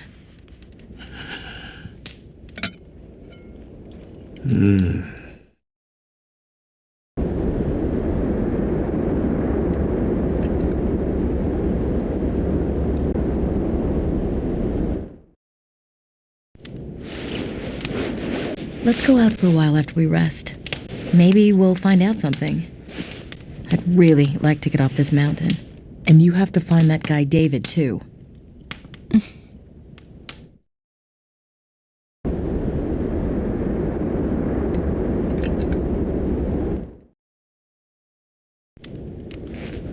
Look, isn't there anything else you can tell me? You may be the key to uncovering the relationship between what's happening now and what happened to the dinosaurs. Hey, what'd you do that for? She can't remember anything. Why don't you just leave her alone? Sorry, I didn't know. If you like aliens so much, I can introduce you to some I know. My mother was abducted by aliens. Really? When did it happen? Was it an isolated event or were there recurrences? I was just kidding. Not too bright, are you? I got you bright. Come on, let's leave Captain Cosmos here alone and get some rest.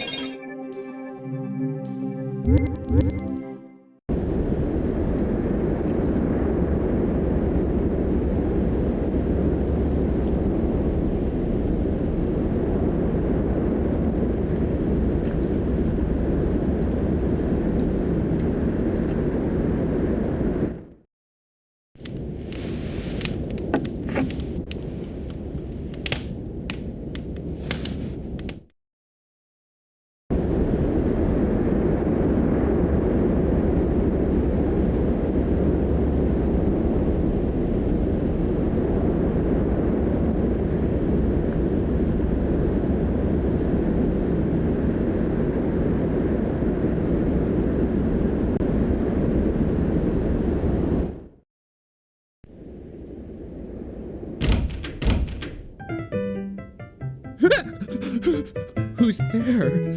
Who's there? Mother? Is it you? Guess not. Go away! I don't know who you are or what you want, but I have to play this song right! Practice. Do you understand? Now leave me alone!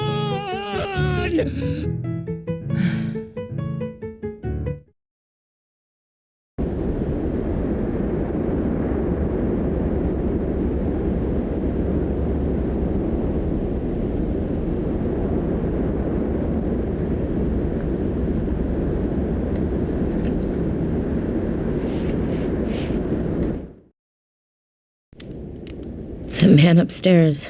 Not much fun to talk to, huh? I guess we should be grateful that he's letting us use his house.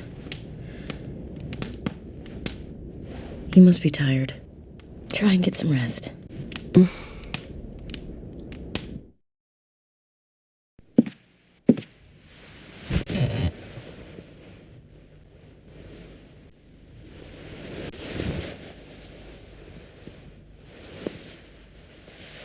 Thank you, Mommy.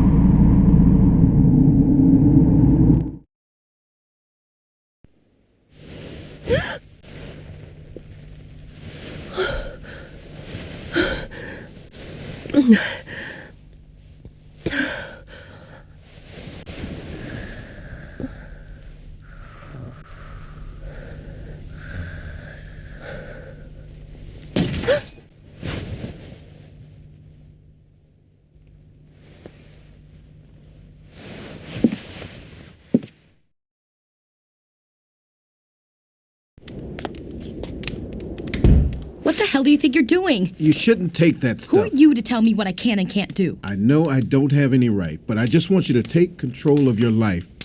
Spare me the speeches. You've got to understand, it's wrong to give yourself over to these chemicals. You won't be yourself anymore. As if anyone cares. Well, if it makes you feel any better, well, I do.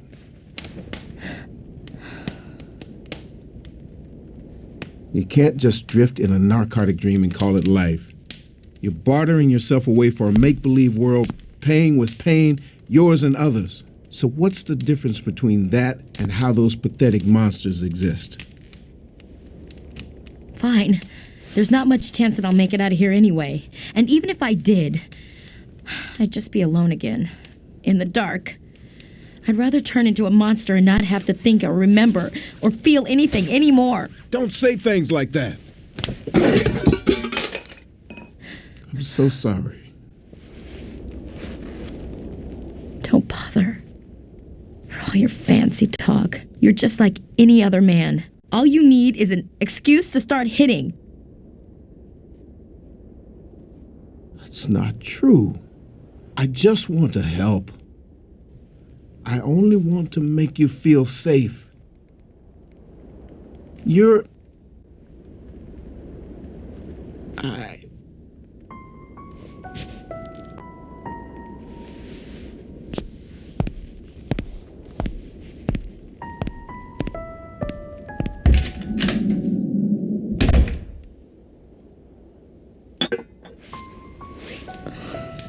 Morning. Sorry you had to see me at my worst again. I know he's right, but I just can't seem to act normal around men. I feel like such a wreck.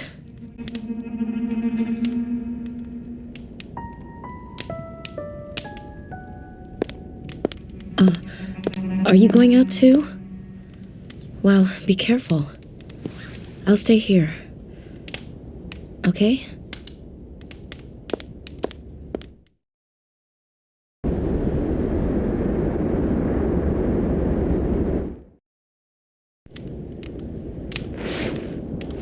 If we ever get out of here, knock on wood, I should tell you after it happens.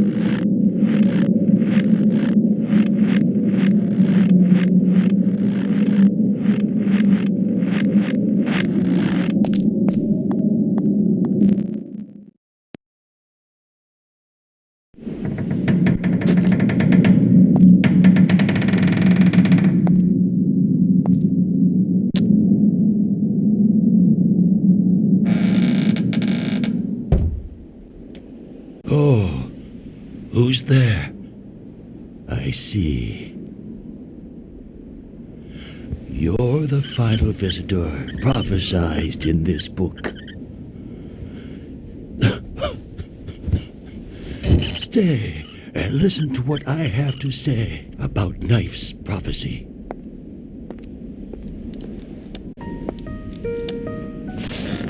Have you ever heard of William Knife? Last year, he prophesied in his book that a holy figure who oversees the balance of all things would soon come and serve the people responsible for all wrongdoings. Do you know what I'm speaking of? I'm talking about that meteorite that hit the northern mountain that gave off a golden hue. To protect this turning star from the crimson shadow, and awaken from the folds of time an ancient lord of destruction. Only then will hope lie with a child of destiny, born on both shores of history. Terrible, terrible things. A golden flush tinted the sky, and on that northern mountain, fearfully known as Death Mountain, fell the meteor. Thus, the prophecy is fulfilled, and you are possibly... No, I ought not ask. It is not sanctioned to involve an outsider in this zealotry. Hence, go safely, my daughter.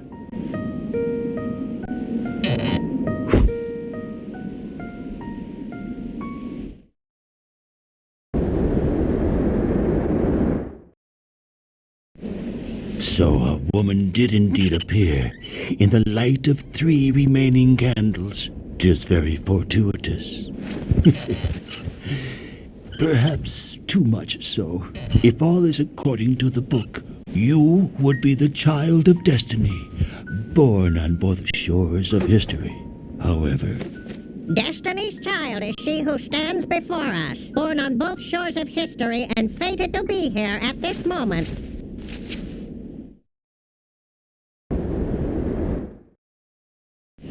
is all according to the prophecies of Knife? Only 2 candles remain. Now, you must go, my child.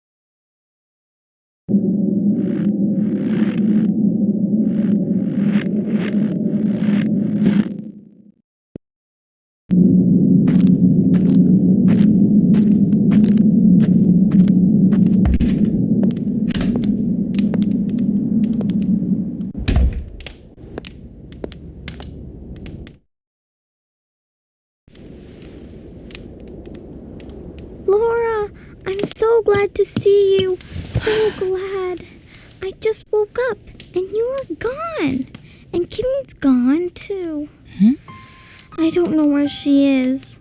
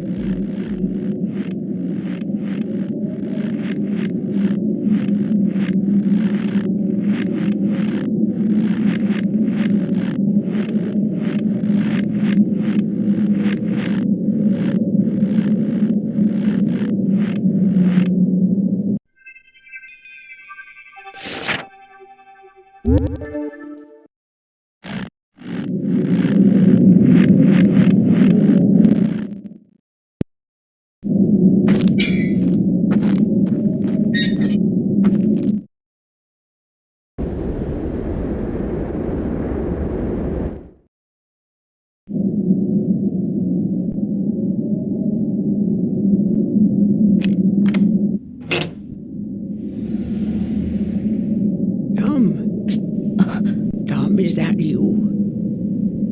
Oh, it's not. Please come in.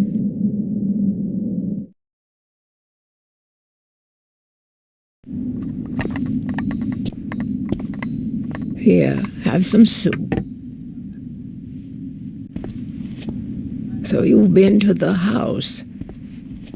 You must have seen my son upstairs.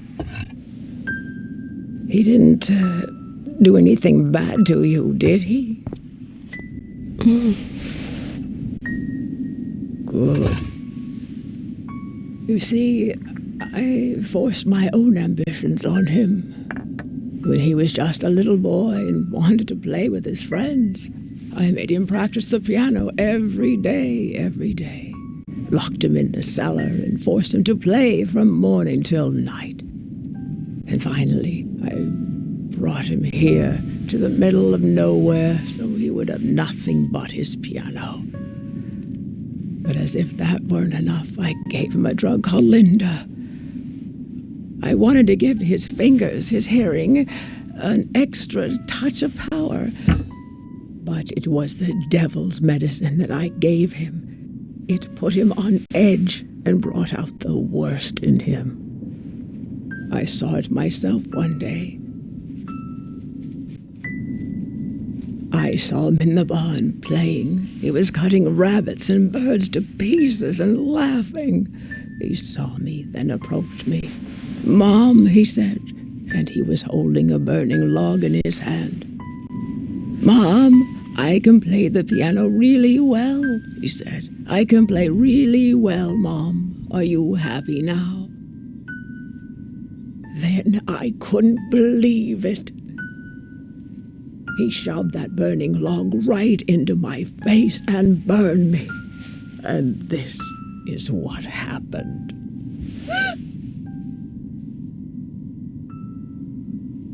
Oh, the agony. Only then did I realize for the first time what he had been through. What I had done to him. His pain. Oh, God, what am I going to do now? Oh, I don't know what to do.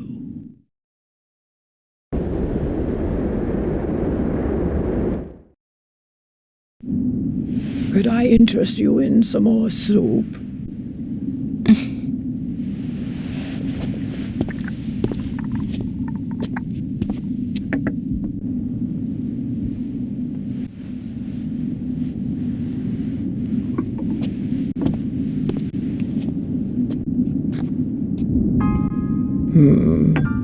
Good, isn't it?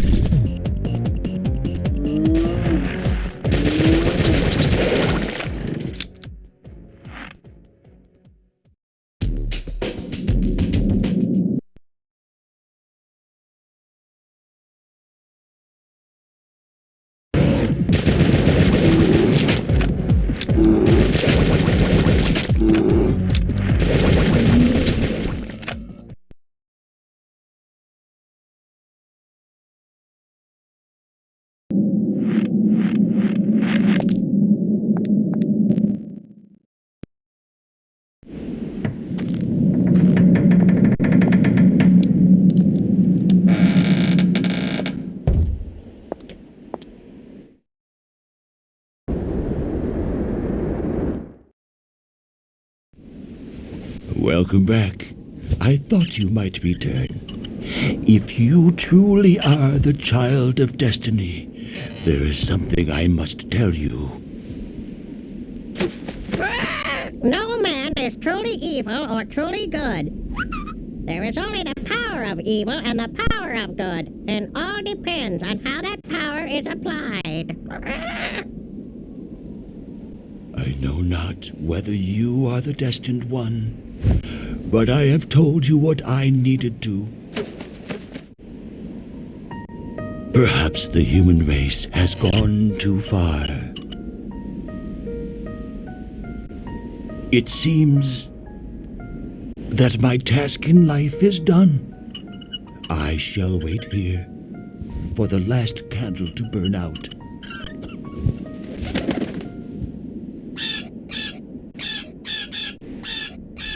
It is certainly as foretold.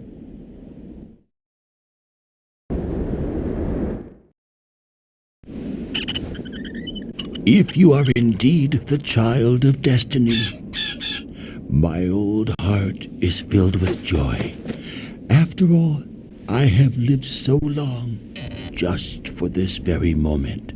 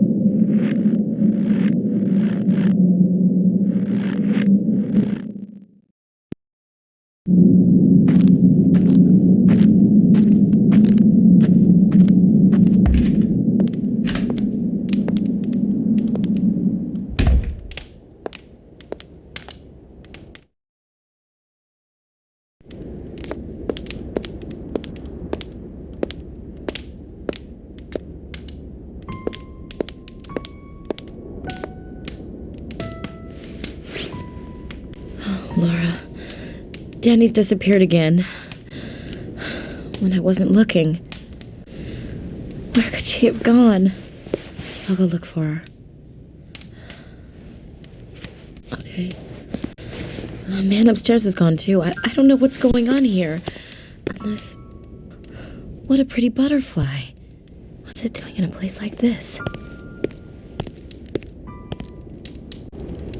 I have to go.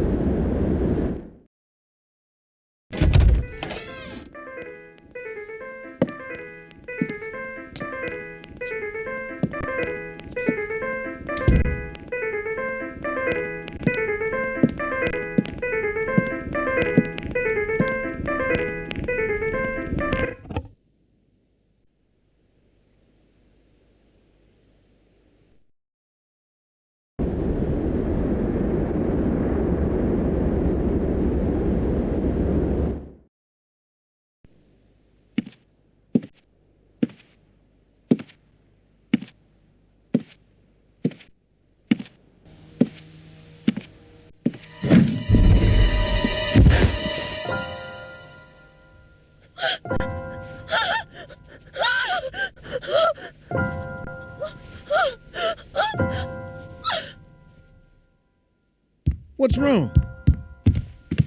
Oh my God. What the hell happened here? You better not hang around. Come on. Let's go back downstairs. You all right? I wonder where Janny went. I ran into Kimberly on the way back and she told me she took the snowmobile. You know, I think I have a better idea of what she's like after talking to her. Oh yeah, I found a stone bridge just north of here. The thing is, the gate is locked and will stay that way unless we can blow it with dynamite or something. It's really too bad.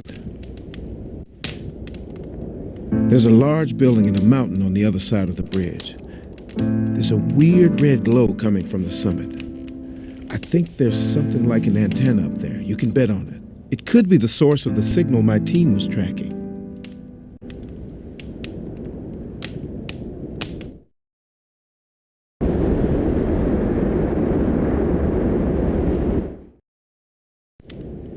I wish I could do something for Kimberly, you know? But she avoids me like the plague.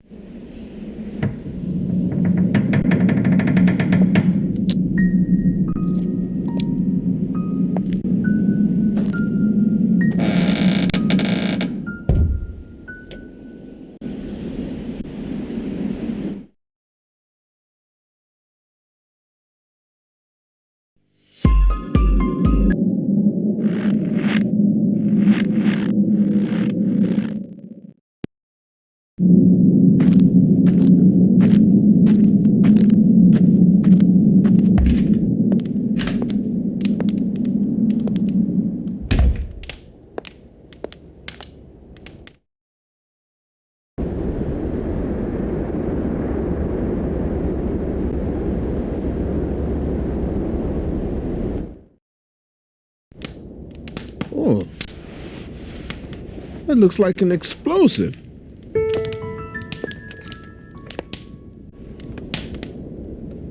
Wait. We may be able to blow that bridge gate with this. Let me hold on to it for a while.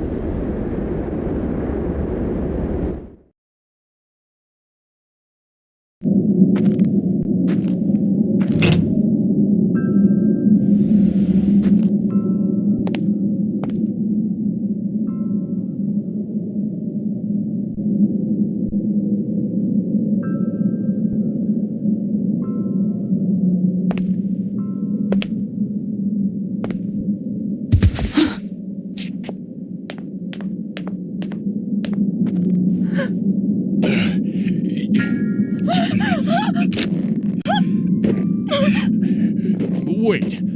I'm okay now. You must believe me. That sorcerer deceived me. He was just using me. Please believe me. I know I turned into a monster, but I'm okay now. I've got my mind back. And see, my body's back to normal, too. Even if my blood's green, I'm still a human being. Is that what you want to kill? Come on, trust me. We're both human, aren't we? It's okay. You can trust me. See? Trust me.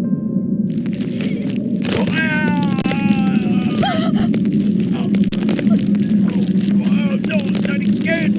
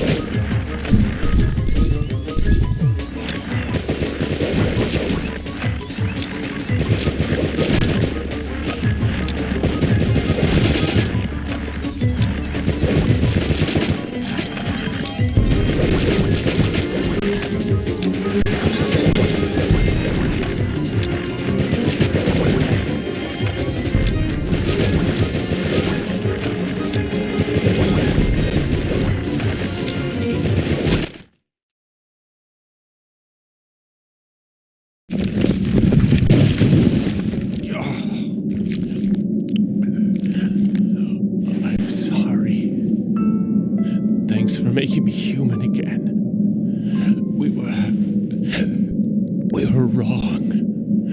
The sorcerer was just using us and we didn't know it. We took Linda. He gave us. Got on that plane. It felt like bees were flying around in our skulls. Don't remember anything else, just the buzzing. The buzzing in my head. You've got to stop him. He says he's fusing with the shadow, becoming one with him, to get the power to destroy the world. Said that the shadow's been asleep in Death Mountain up north for 65 million years. And now the meteor woke it up. You've got to stop him. Now that I've turned into this thing, now I realize that I've wasted my life. My wasted life.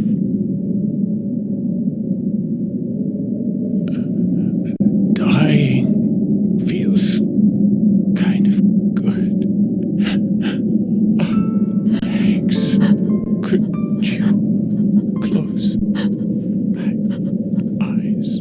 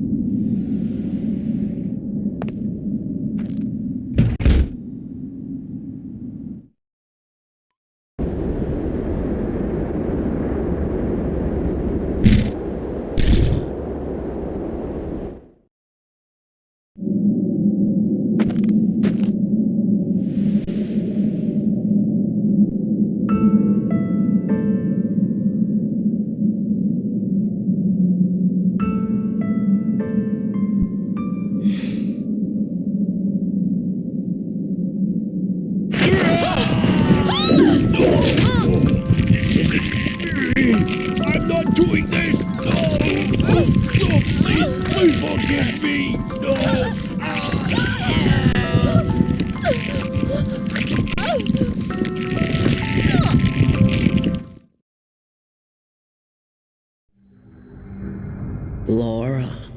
Laura Parton, I am the Great Mother. Awake, my child. The world has begun to turn inward upon itself. The sky will be above no longer, the earth below no longer, and mankind will be no more. Hurry, child, and arm yourself, or else the world will be no more. Fear not, and go forward in the name of the Great Mother, the Creator of all.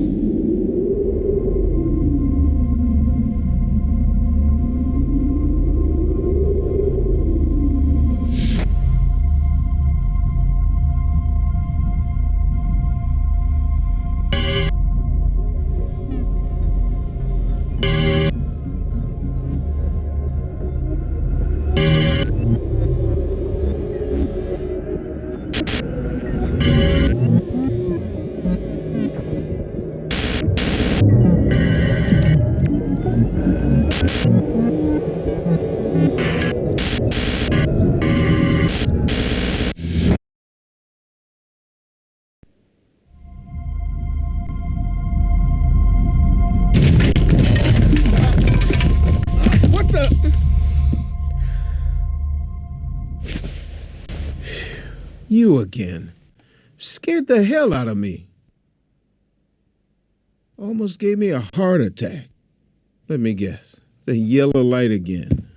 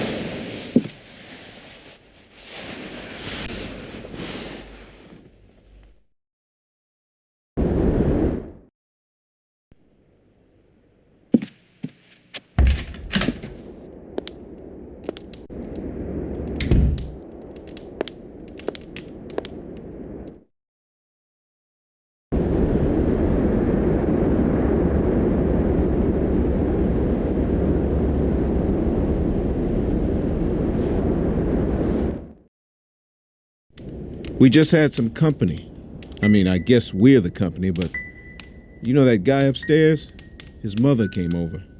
She went up to the second floor and still hasn't come down. Even though her weirdo son seems to have wandered off. I don't know what she could possibly be doing up there by herself.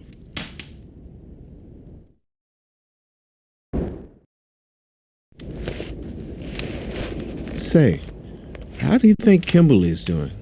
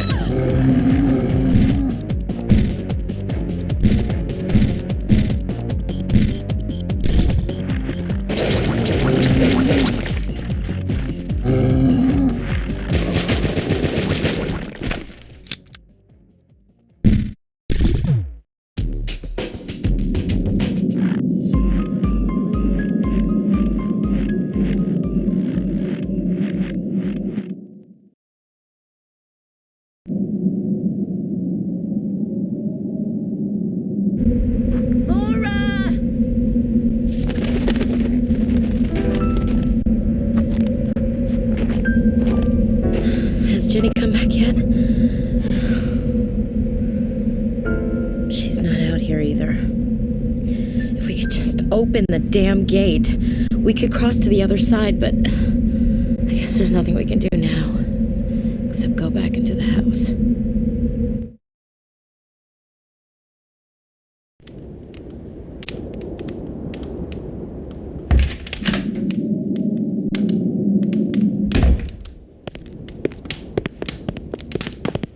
We still can't find Janny. I'm really worried about her now. Did you find anything, Parker? Hey, is that a time bomb? That should take care of the gate. Set it to go off in, say, well, it's from here to the stone bridge. 15 minutes should be long enough. Hey, just hold on a minute. We haven't even tested this thing yet. Test? Don't be such a wuss. Come on, hurry up. I have a gate to blow up. All right. 1500. Okay, set to go off in 15 minutes. You start cutting it too close, just toss it. Please. Just because it took you 15 minutes to crawl over there on a snowmobile doesn't mean the rest of us are that slow. 5 minutes, that's all I need. You want to bet me? I don't play those kind of games. Have it your way. Well, I'm impressed. Ooh, I wasn't sure you could do anything. Give me a break. Well, I'm off then. Be good. See you soon.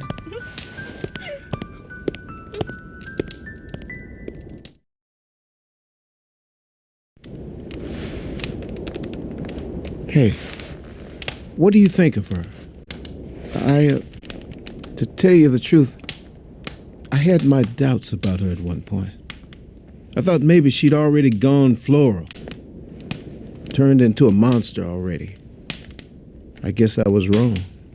She's got a monster inside, all right, but it's a far more terrible kind. It's called loneliness. Everyone has a measure of it inside, but somehow she just can't learn how to keep it under control. And this loneliness is eating her up. Damn. Isn't there anything I could do for her? Maybe if I were a priest, I could offer her faith. If I were a warrior, I could protect her. I'm just me, and I can't offer her anything. It's been days since that crash, and Hey, what time is it? Holy shit! I didn't set it for 15 minutes. I set it for 1,500 hours. Don't you see? I didn't set the thing to go off in 15 minutes. It's set for 3 p.m. There's only 5 minutes left. Kimberly! Wait,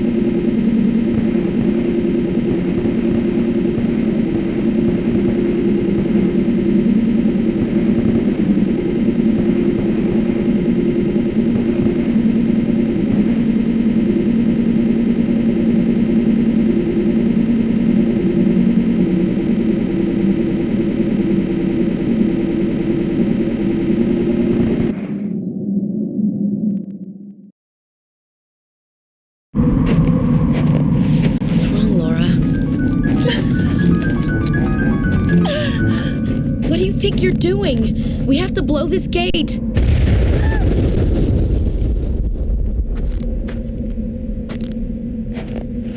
What on earth is going on?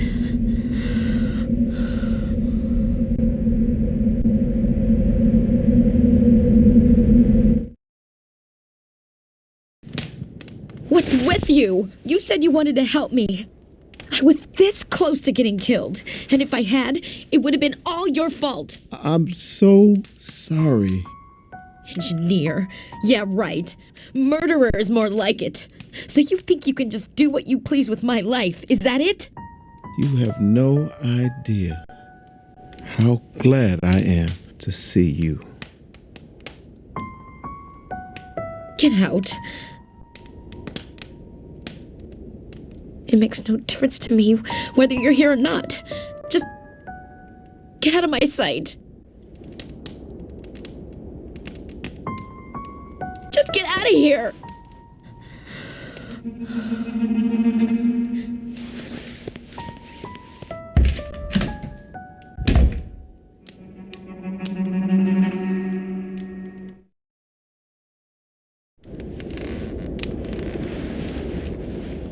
Sorry about that. Can you do me a favor?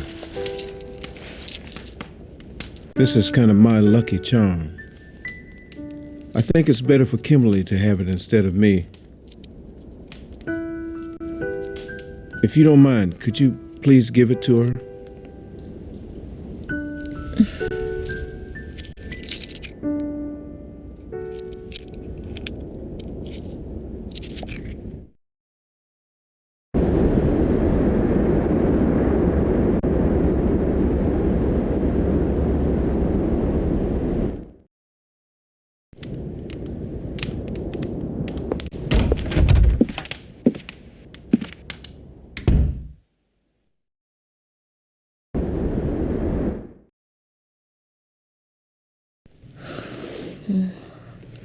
I'm sorry. I know it isn't his fault.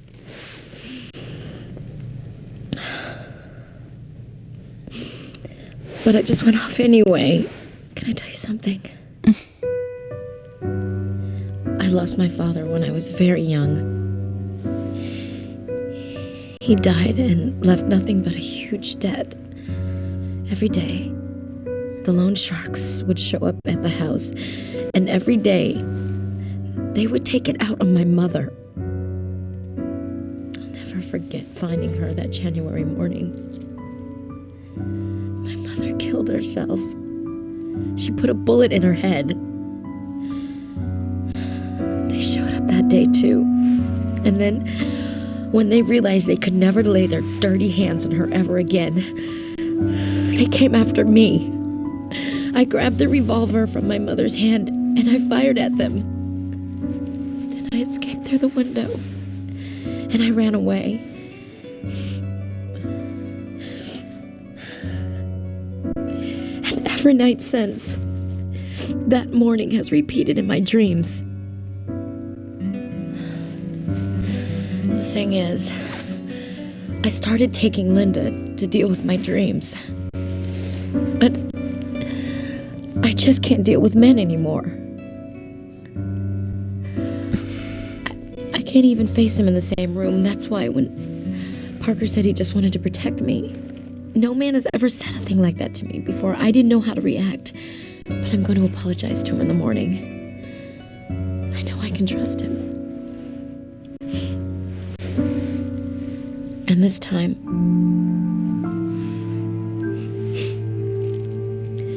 I'll stop pushing him away. I promise. Yeah.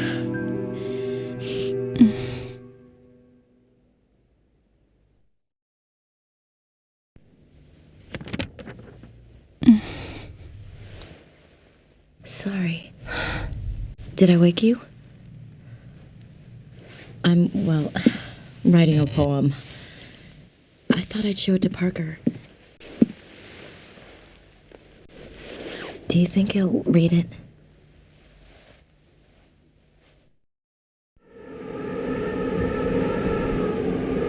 Oh! Oh!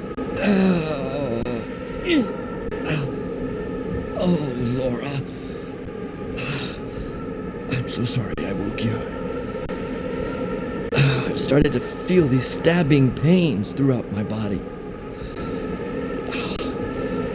Every time I move my head, every time I raise my arm, I get this constricting feeling.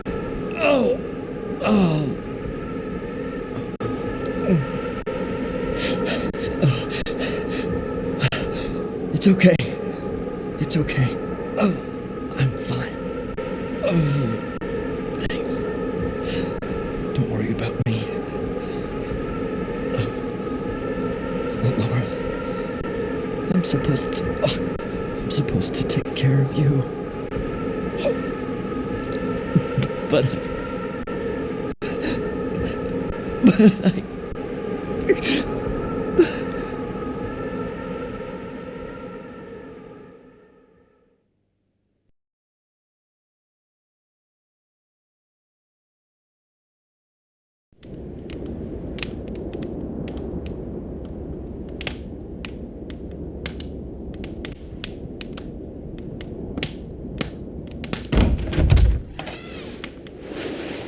I Morning, Laura.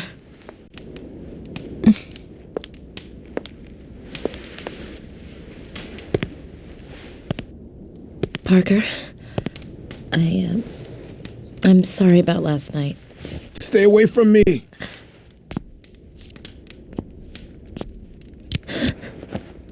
Look at this.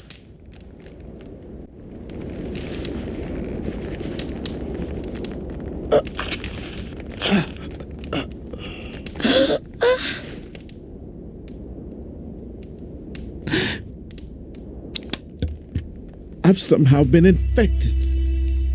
I'm still all right. I haven't blossomed yet. I'm still thinking straight. And I can make my own decisions for now.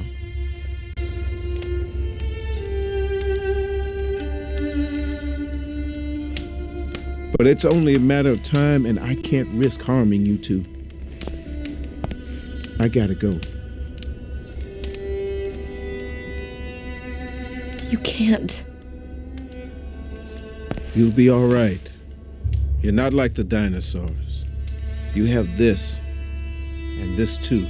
Just know it's never too late. Being human means having free will, and the challenge is making the right choice. Nuclear power can be used to destroy cities or explore outer space. Drugs can be used to cure mental illness or escape from the world. The choices are yours. That's also true of what you do with your heart. Maybe humanity, every one of us as individuals, is being told it's time to grow up. I'll see you around. Don't die, either of you. No, wait. Maybe we could still find a cure. There's no need for you to just leave like this.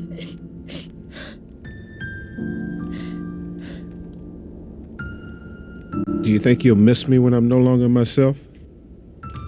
Yes, I will. Will you remember me?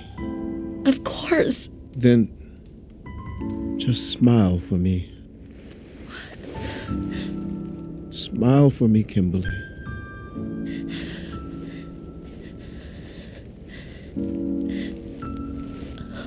That's it. Come on, I know you can do it. Oh, Parker. Thank you, Kimberly. You'll never be alone.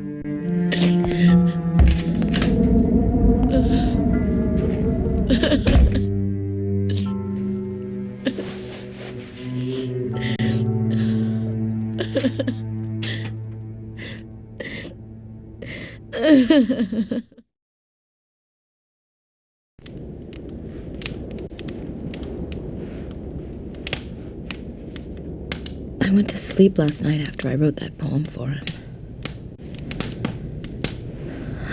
I never slept so soundly without taking Linda. And I had this dream. I dreamt that I was crossing that bridge with Parker, and on the other side was a fresh new world. A totally new life. Laura, where's that other bomb? Did he?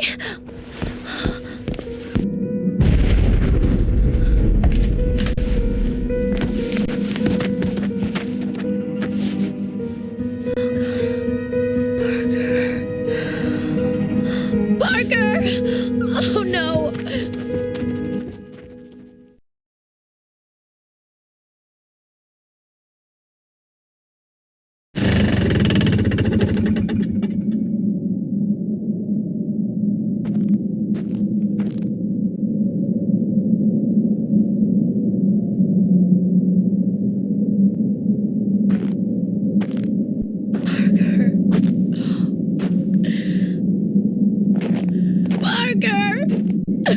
Please answer me. I know you're here. It's not fair. You can't just leave me like this. Parker.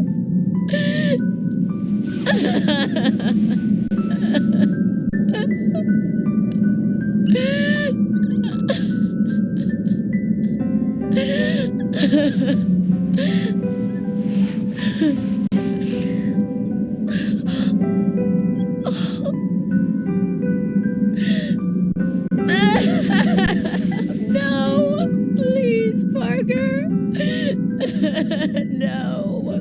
It's not fair.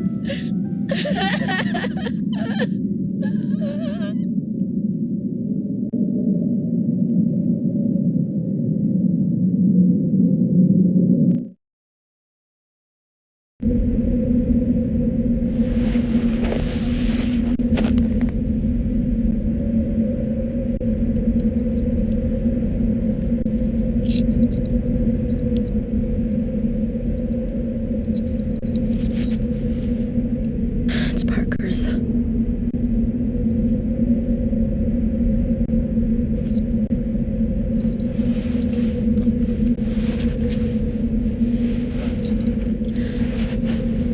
Please, I need to be alone for a while.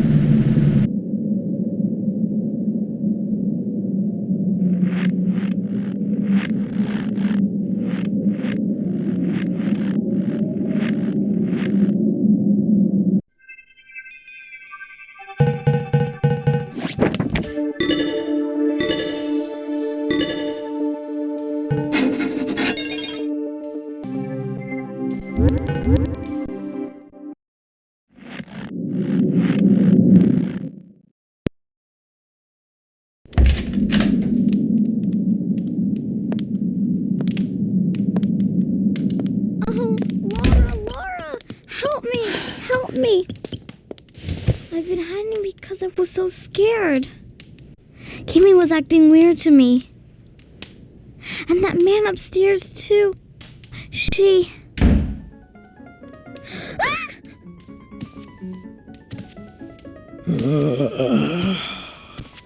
You... It was you two who did that to my boy. To my Tom. Little monsters. Was it fun torturing him? I saw how you treated him. You fed on him, didn't you? Did he taste good? How did my little boy taste? Come. I'll treat this little one like you did my son. I'll eat her down to the bone and enjoy every last bite.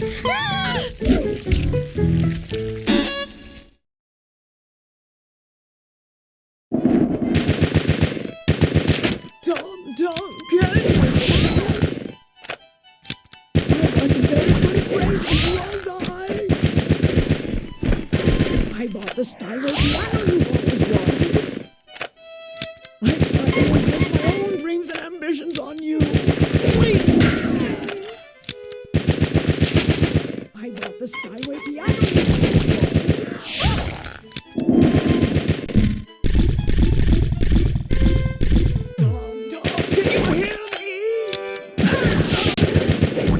I bought the stuff you always wanted. Come on, Tom, let's play. Can you hear me?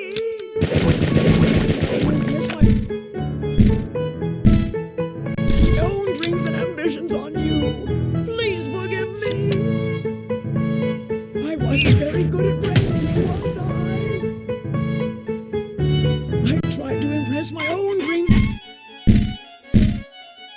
and ambitions on you. Please forgive me. Ow! Come on, Tom. Let's play a piece together. Tom, can you hear me? I wasn't very good at racing, was I? I tried to impress my own dreams and ambitions on you.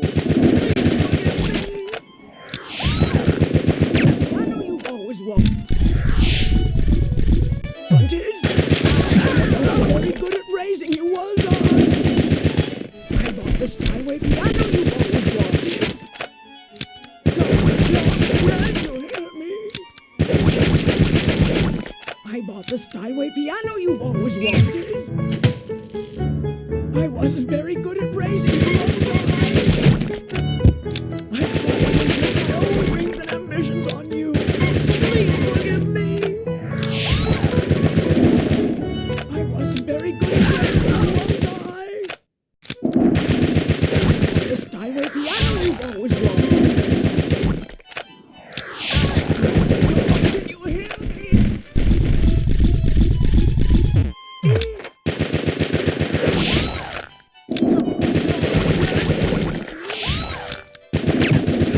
Tom, let's play a piece together.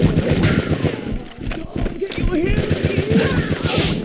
I wasn't very good at racing, was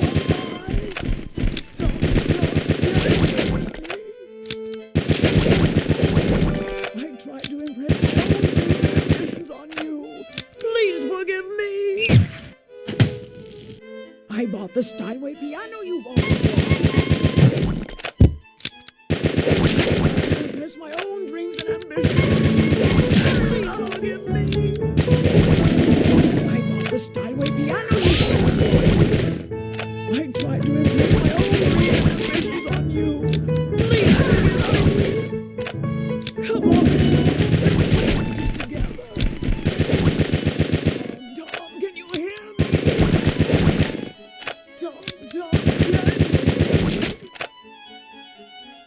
I bought the Steinway piano you've always wanted. Very good at raising you, was I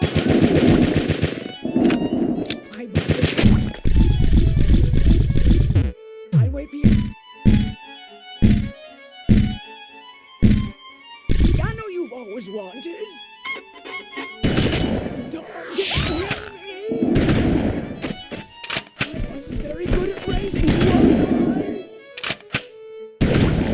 the Steinway.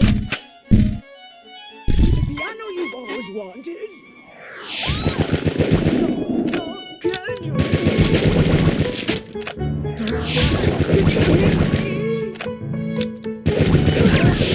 Let's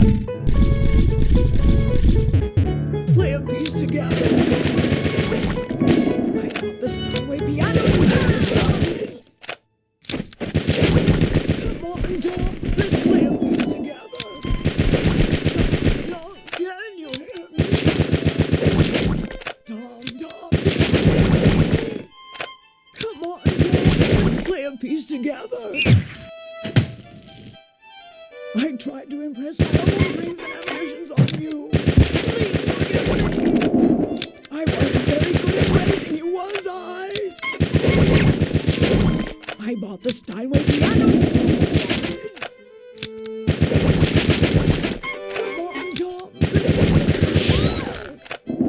I got the Steinway piano you've always wanted. Tom, can you? Come on, Tom. Let's play a piece together. I wasn't very good at praising you, was I? Let's play a piece together. Tom, can you hear me? I tried to impress my own dreams and ambitions on you. Please forgive me. Tom, can...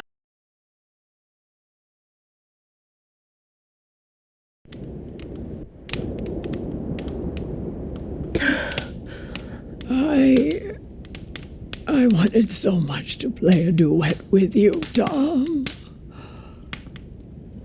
Please forgive me.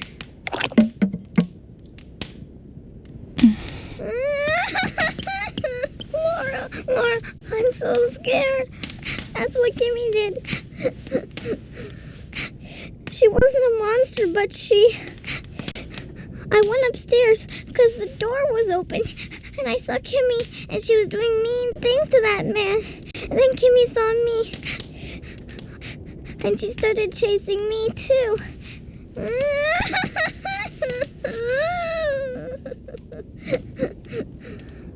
That's why I went and hid.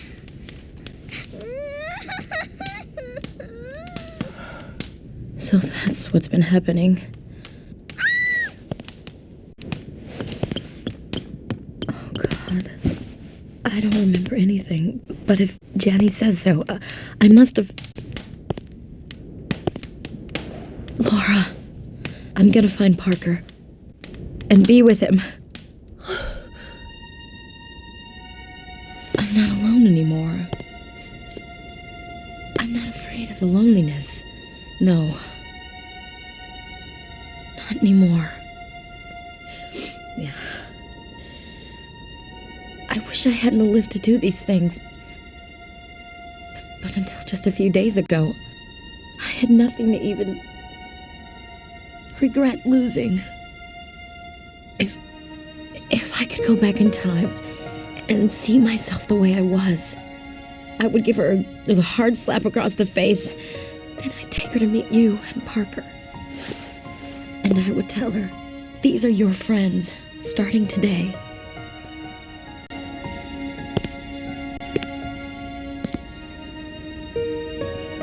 Laura, I've changed my mind.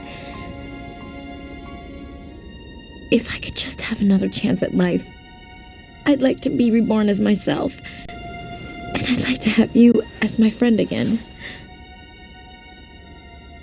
Promise? Would you be?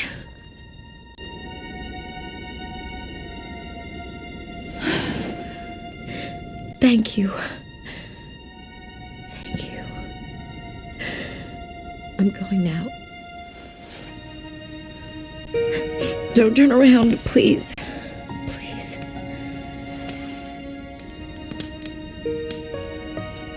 There's no need to see me off. Remember, this isn't goodbye. We're friends. Friends for life.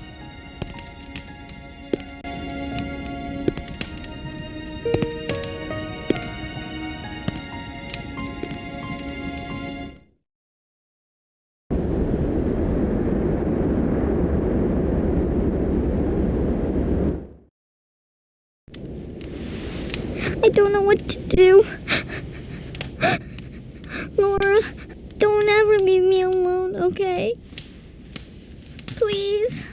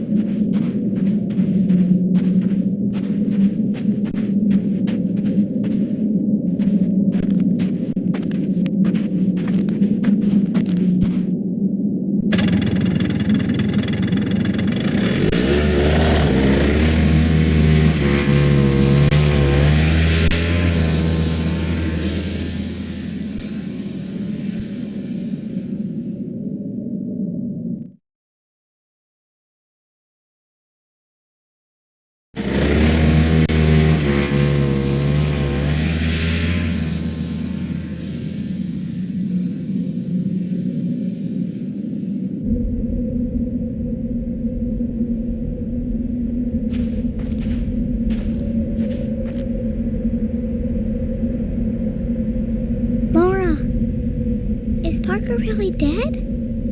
I heard everyone talking. Look! It's Parker!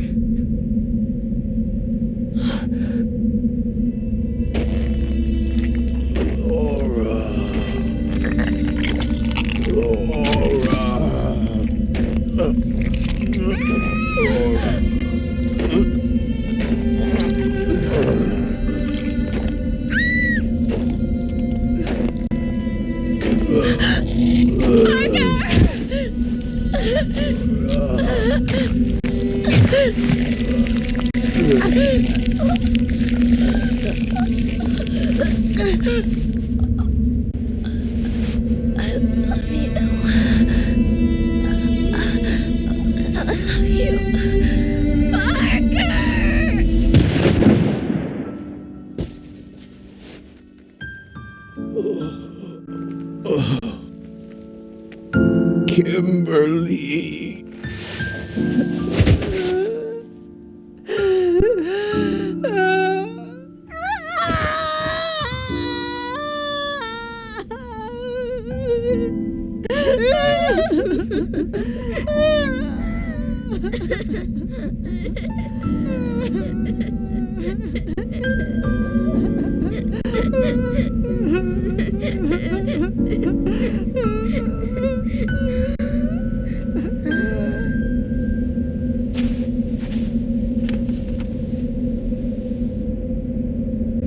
First there was light, and what lay between the stars was called courting darkness. Adrift even from sorrow, the survivors turned letters from the sun to ashes, courting darkness from the inkwell of their veins. The survivors took to weaving words of abomination. The words spoke not of the heart. The words instead armored the soul. And the survivors made a fortress of their folly. On the first day, they made fire to burn the sky. On the second day, they made fire to burn the sea. On the third day, they made fire to burn the earth. On the fourth day, they made fire to burn the stars. On the fifth day, there was nothing. On the sixth day, there was emptiness. So I count the roses. And on the seventh day, you appeared. You unchained the cage of things forbidden, and the darkness began to change. Strength began to course, and this strength begat power. You swept a boat out into the swelling river, and guided me across on a link of thoughts, heedless of the water's fearful source, severed from the markers of time. The smothering solitude thawed in your light, and became a rising tree on a forgiving hill. The tree begat a forest, and the forest called forth winged creatures that trace the contour of a heart as they flew, reconstructing brightness long since forgotten. They overflow, fall from the sky, murmuring their light, crystallize. In the verdance of the trees, gather what falls from the sky, you cried. Fly, you cried. Fly, you cried. Fly, you cried.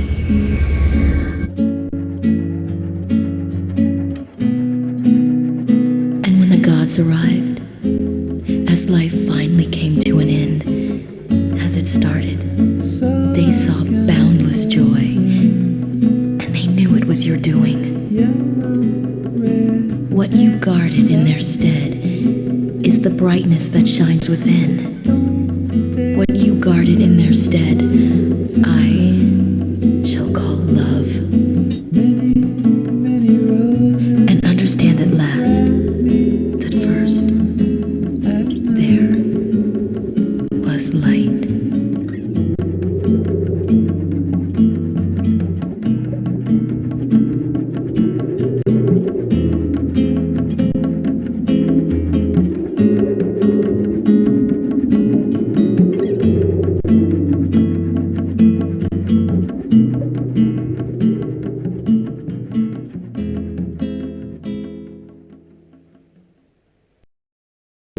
Laura, do you know who you are? You must learn the truth, for the evil one is giving himself to a fearful power even now, and together they shall become the shadow. Laura, you are the chosen one. You must awake.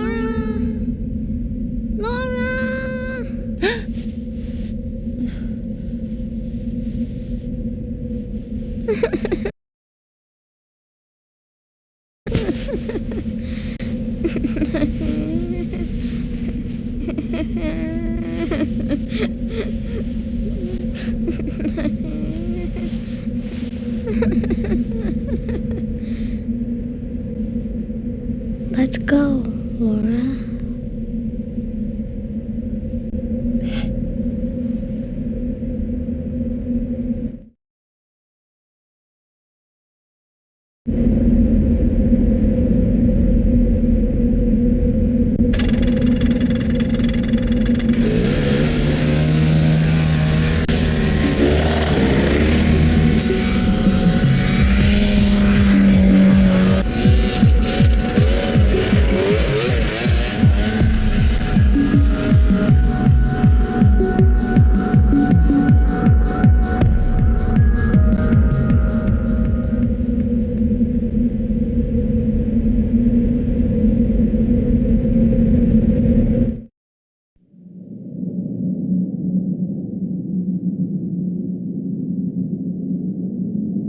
Laura, listen to me. I can't hold on much longer. I'm not gonna make it. Not with this injury. Don't look at me like that. It's okay, Laura. I'm not afraid of dying now. Laura, I want you to do something for me. Leave me here and go. You've got to stay alive. There's nothing more I can do. I'm all...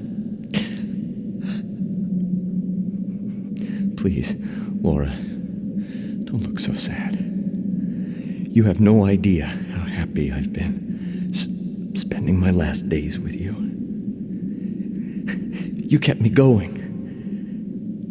And that's why, more than anything else in the world, I want you to survive.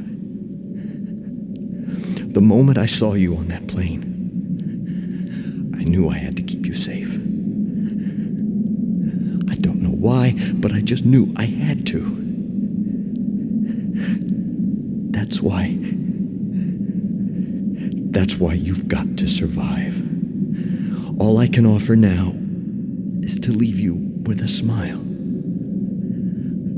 I wish I had something you could take with you. But I...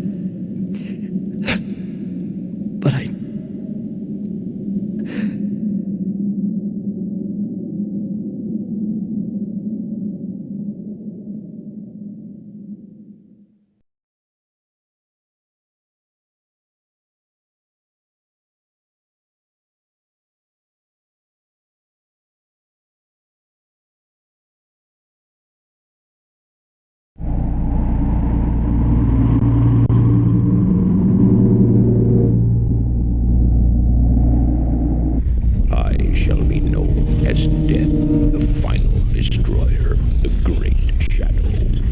'Tis for the coming fall. Do I wait? I shall be known as Death, the final destroyer, the great shadow. 'Tis for the coming fall. Do I wait?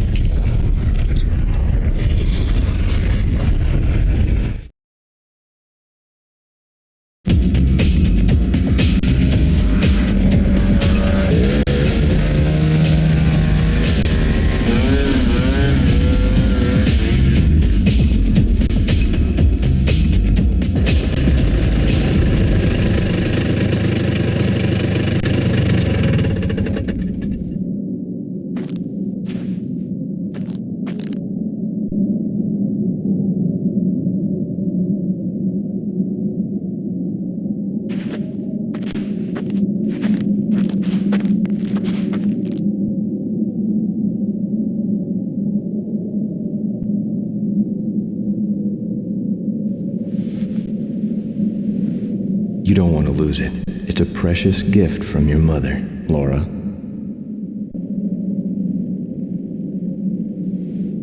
Parton Laboratory. Parton. That's the same last name as yours, Laura.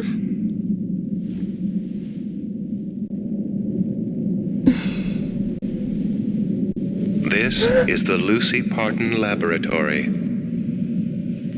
The entire facility has been shut down. Only authorized personnel are permitted access. This is the Lucy Parton Laboratory. The entire facility has been shut down. Only authorized personnel are permitted access. Please state your name. Please state your name. This is Laura. Laura Parton.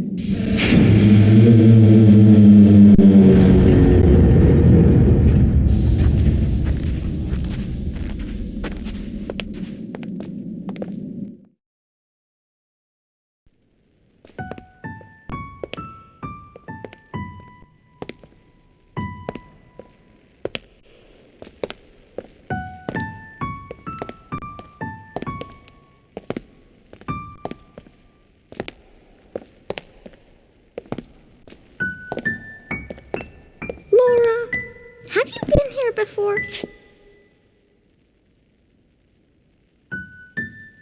It's freezing in here. I'm a little cold.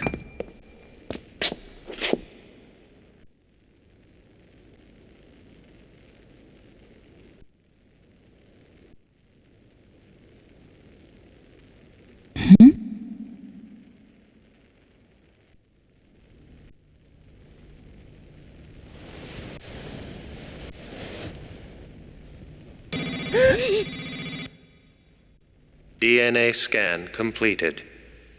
Laura Parton, please enter. Laura Parton's last visit was 27 years ago. Your associate is not cleared for access. Please wait here. It's okay. I'll wait for you here.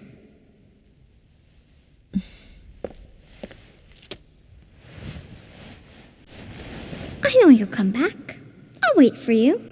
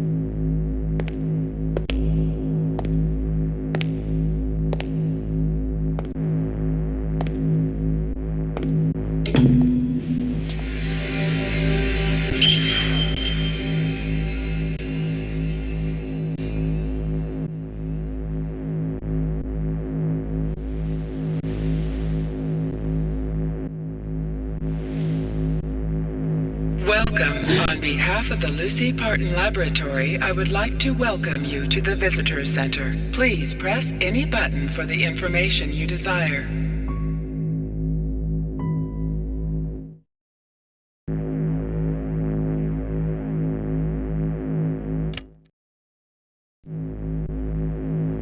This facility houses the Lucy Parton Laboratory of the LPL Corporation and includes the Research and Development Division. The facility, which was moved here to Ultramarine City in 1971, consists of 4 separate wings.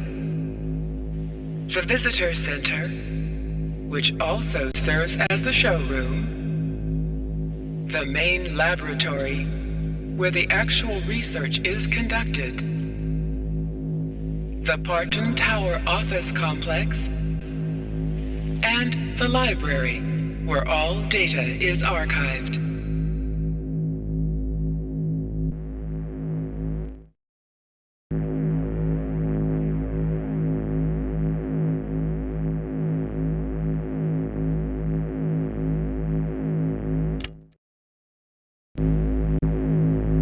The Lucy Parton Laboratory of the LPL Corporation was established by the Parton family in 1963. The primary objective of establishing this facility was to continue the research work in molecular biology and genetic engineering, particularly the field of cloning technology, initiated by then Chief Executive of the LPL Corporation and Director of Research, Dr. Lucy Parton. The cloning project was discontinued in 1974, several months after Dr. Parton was seriously injured in a laboratory accident. However, the facility continued to conduct research on agricultural applications of genetic engineering under a government grant until 1981. The genetic engineering technology researched and developed here by the LPL Corporation is still helping to feed the world by increasing the nutritional content of certain types of livestock and grain. Since 1981, only the Visitor Center wing has functioned as a showroom for molecular biotechnology and genetic engineering. All proceeds from the center are channeled to various university research funds.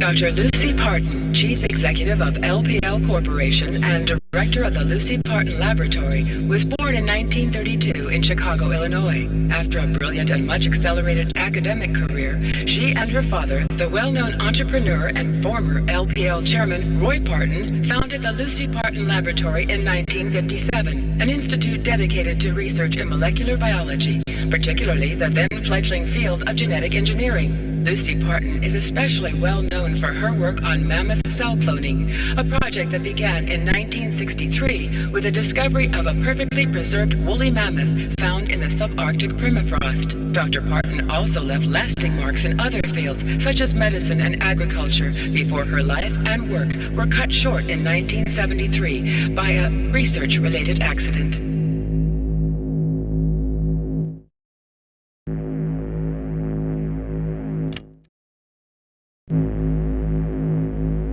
Data concerning this technology has been erased.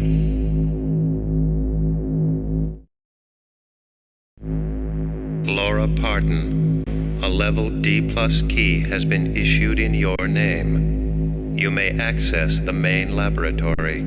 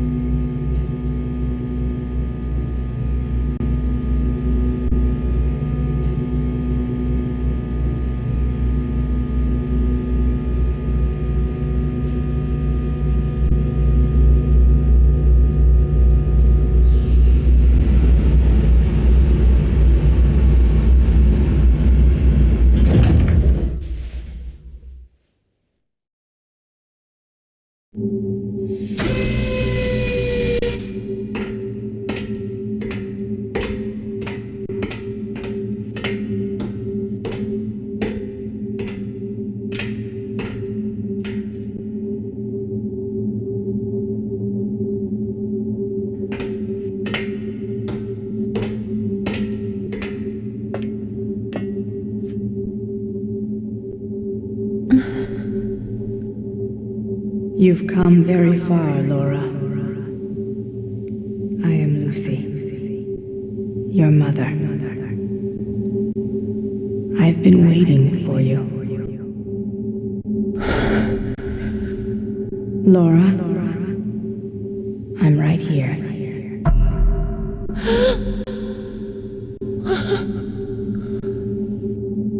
I know that you've come very far, my beloved Laura.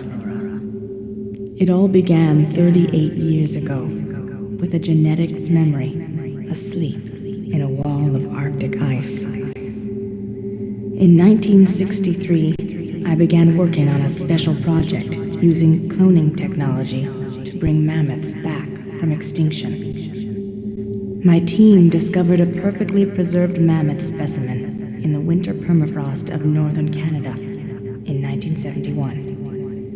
And we were able to extract genetic material from the cell nucleus. Unfortunately, there was too much chromosome damage. But we found something else. In the stomach of that frozen mammoth, we found the undigested remains of a totally unknown organism. Mammoths were believed to be herbivores, but this one anyway had apparently eaten another creature. And what a creature. It looked human, but had a pair of wings sprouting from its back. We removed him. Yes, the creature was male, from the stomach for further study. Then I decided that we would extract a sperm specimen and attempt fertilization using my ovum and in my womb. I decided to give birth to a hybrid child, fathered by this winged human. The fertilization was successful, but the embryo developed without a trace of wings. That made no difference to me. The child was the fulfillment of my dreams, a miraculous collaboration between me and that being we found inside the mammoth. The baby was born in the early hours of December 31st, under the most spectacular display of Aurora Borealis that winter. It was born across that span of time. I took the first letter of my given name and added the Latin word for air, aura, and named the child Laura. It's true. That was how you entered this world, Laura.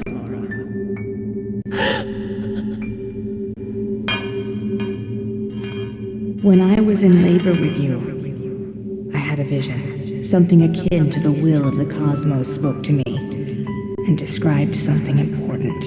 That a powerful spirit had appeared in the space-time continuum and was on its way to Earth from the far reaches of space, and that it would arrive on Earth when my child had become a grown woman. At that moment, for the first time, I felt the enormity, even the sin, of what I had done. But at the same time, I saw in you the hands of fate.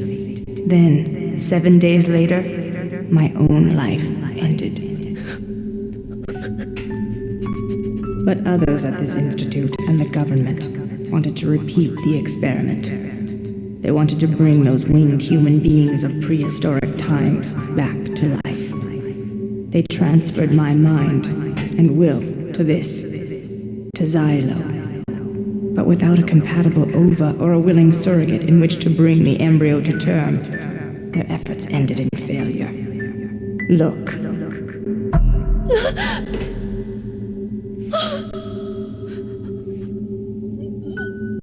Laura, you must kill me. End your mother's torment so that no one will ever repeat this mistake. Do it now, while I still have my will.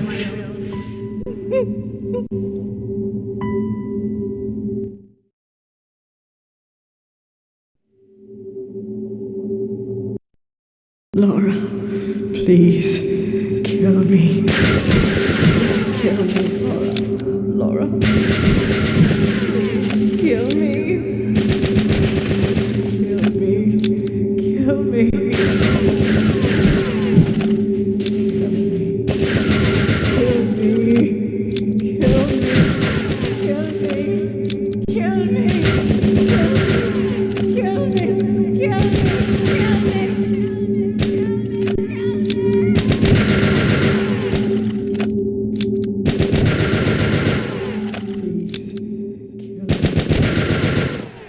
Kill me, Laura. Laura. Kill me. Kill me. Kill me. Kill me. Kill me.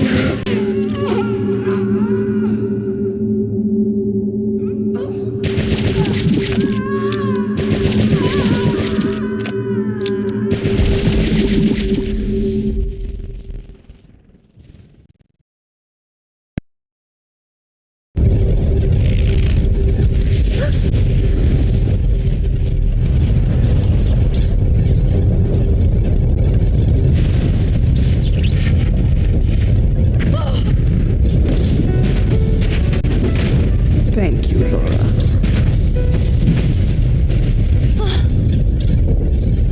I'm so sorry.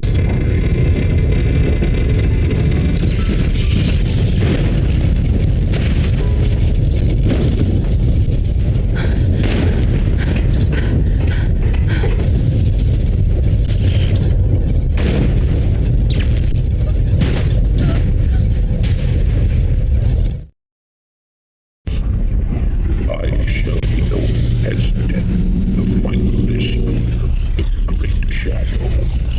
'Tis the coming fall. Do I wait? I shall be known as Death, the final destroyer, the great shadow. 'Tis for the coming fall. Do I wait?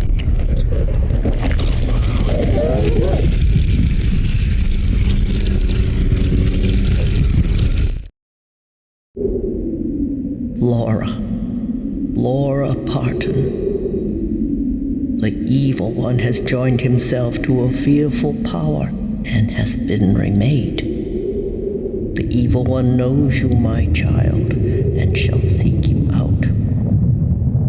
Go forward, Laura.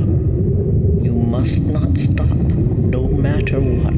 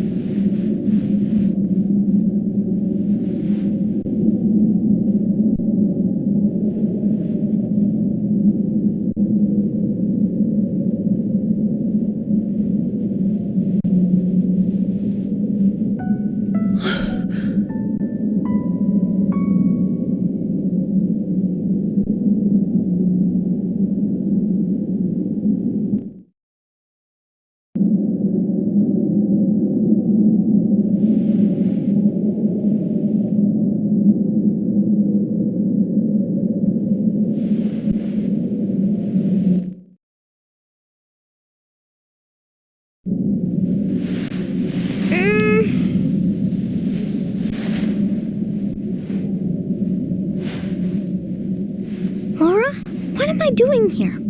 I want to go home. I want to go home now. It feels all wrong here. Hey, Laura, I discovered something. What matters most is time. I had a dream. There were big dinosaurs walking around. And then lots of people making buildings in the desert. There were some people on a ship crossing a big ocean. Then people were shooting at each other with guns. I saw big trees being chopped down and jet fighters in the sky. And then a really big explosion. There was a space rocket going straight up and astronauts hopping up and down on the moon. and animals getting shots in a lab. A big wave of water came and washed away a town, and a whole mountain caught on fire. There was something that looked like a forest, but it was all missiles instead of trees.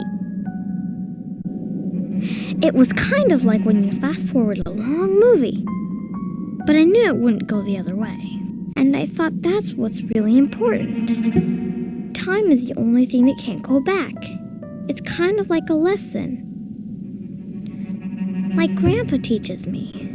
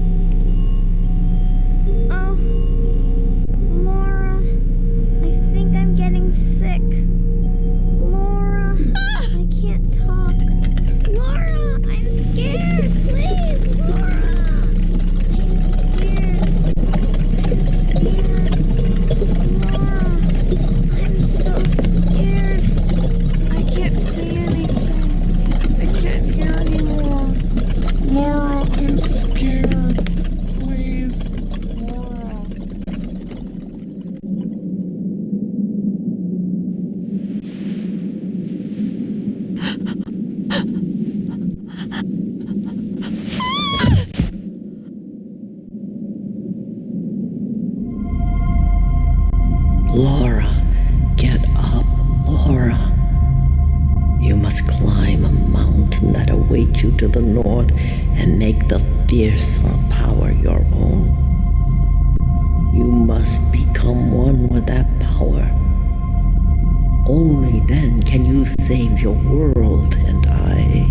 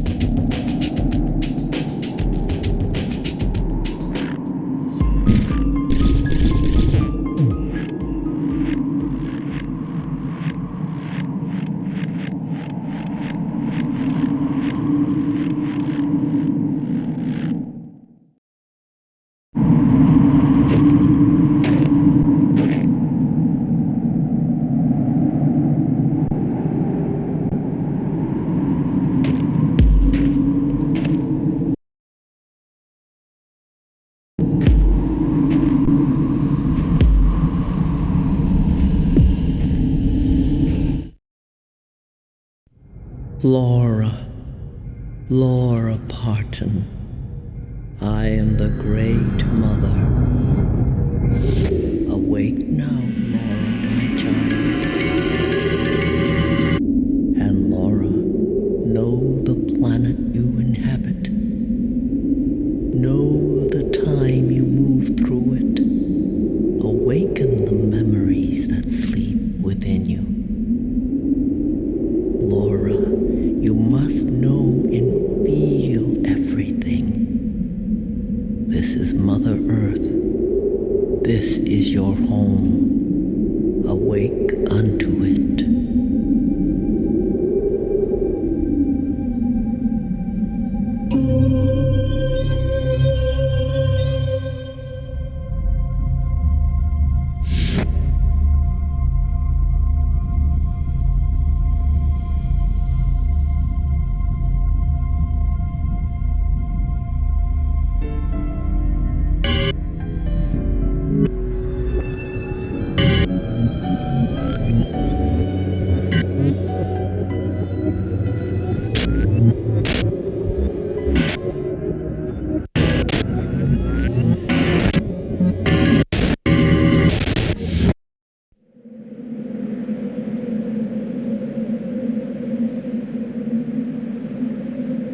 Laura, how many days has it been since the crash? Time just seems to fade into the distance for me now. It's strange, but I don't feel sad. The snow will soon cover my body. Time will cease to exist, and I'll disappear under the thickening layer of snow. And in that whiteness, all this will transform itself into water and earth over a longer period of time than I ever could have imagined. And maybe one day, I'll come back again as a very small flower. I'll blossom and grow. There's an interesting thought for you, Laura, don't you think? Me as a plant? I've never so much as even had a plant in my apartment. But now I'm on my way to being reincarnated as one. Just think. Someday, someone may walk past me. They may be laughing or crying when they do, or they may be full of hope or in deep despair. But it won't matter to me then, because a flower doesn't care what it has or doesn't have. It just is, protruding from the snow, waving in the breeze. But it's different with you, Laura. You must survive. Don't worry about me. I'll be staying here, thinking of you, dreaming of you. Laura, it's okay. You can do it. If anyone can, it's you. I know that.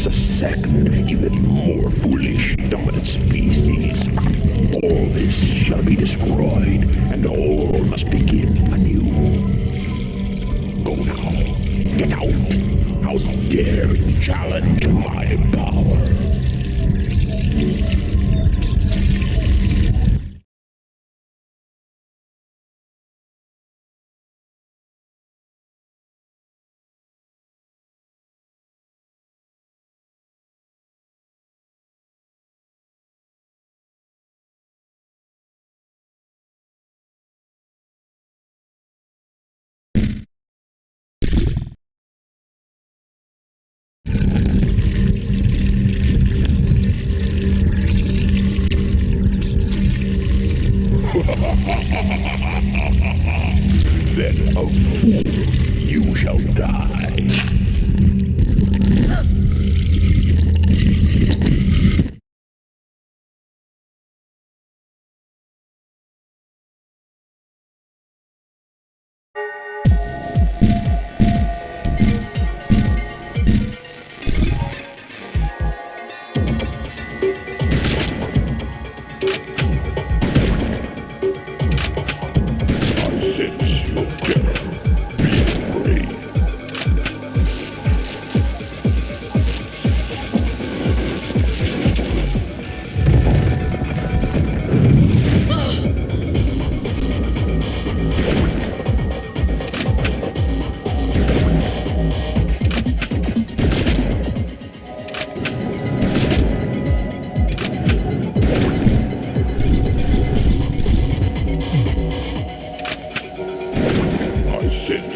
Terror, be afraid.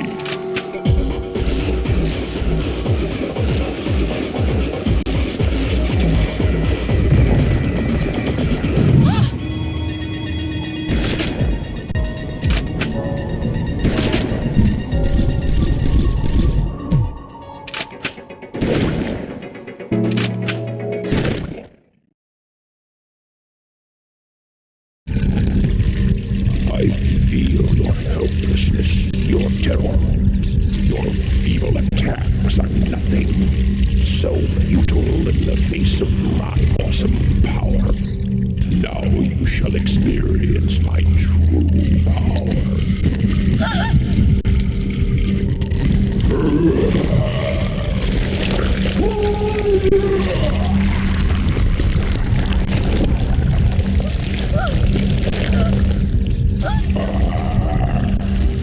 First, your eyes. You will see this world no more. Nevermore.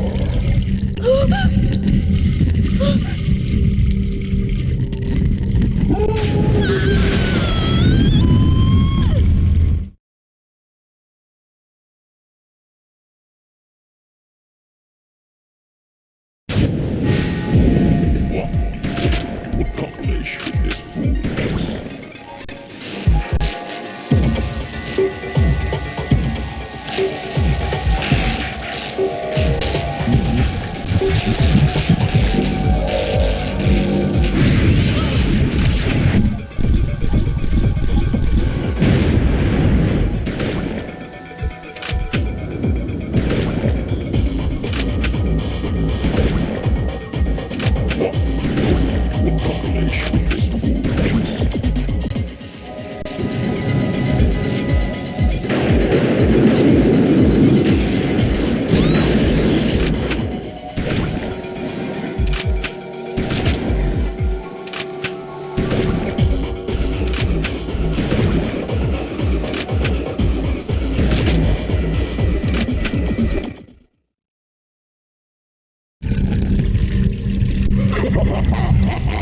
Next, I will take your ears, and these words will be the last you ever hear.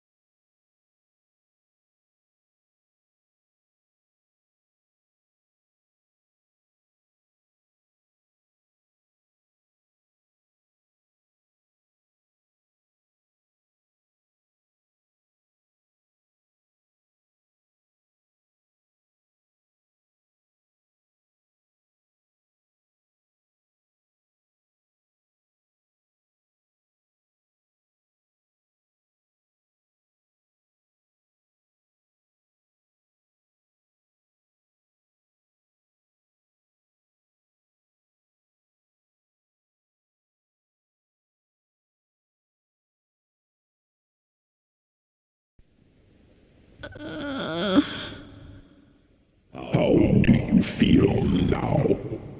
Grovel in fear.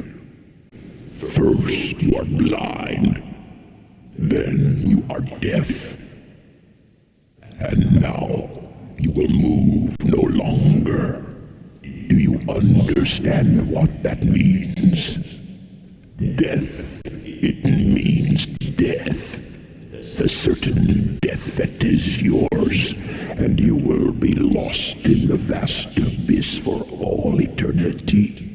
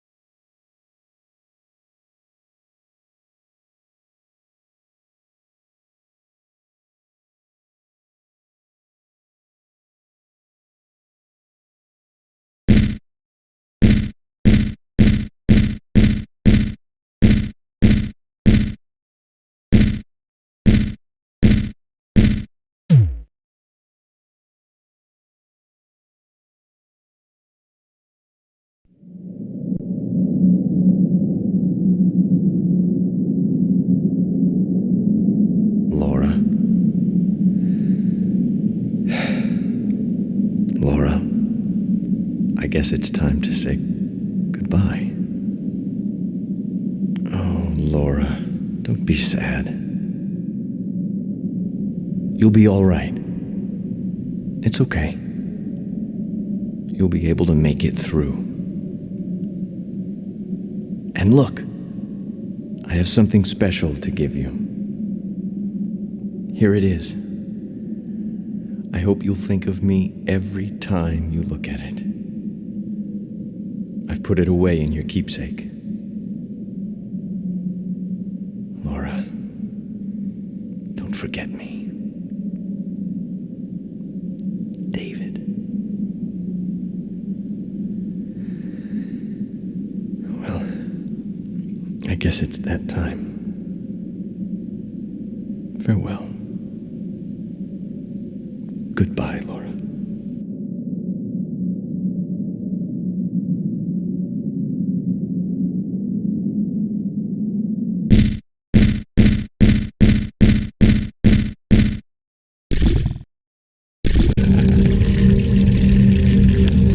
What is this? What's happening? My body, my mind. The pain. Stop it. How could I? It's not possible.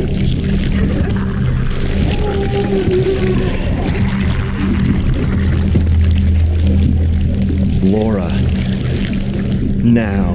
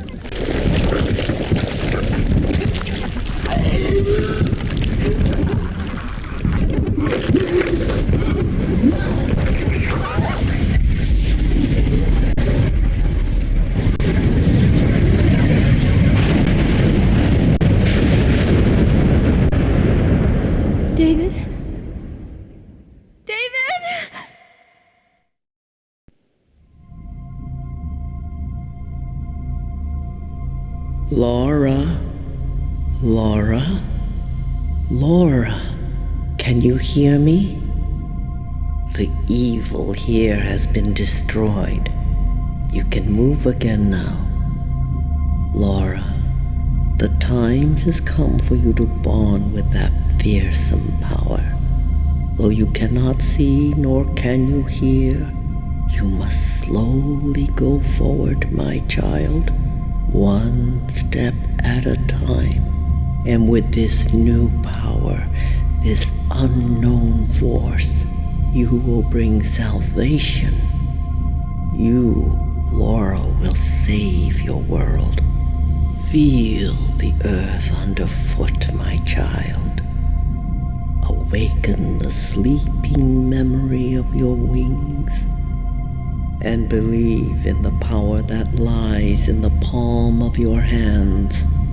That power will grant you miraculous things.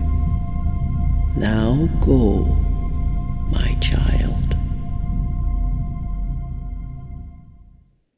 Laura, child of destiny, born across the shores of time. Listen well, my child. You do not know that this apparently endless universe does not have an end. That time, so infinite to misleading senses, will one day stop. You know so little, for you are but a child, a newborn.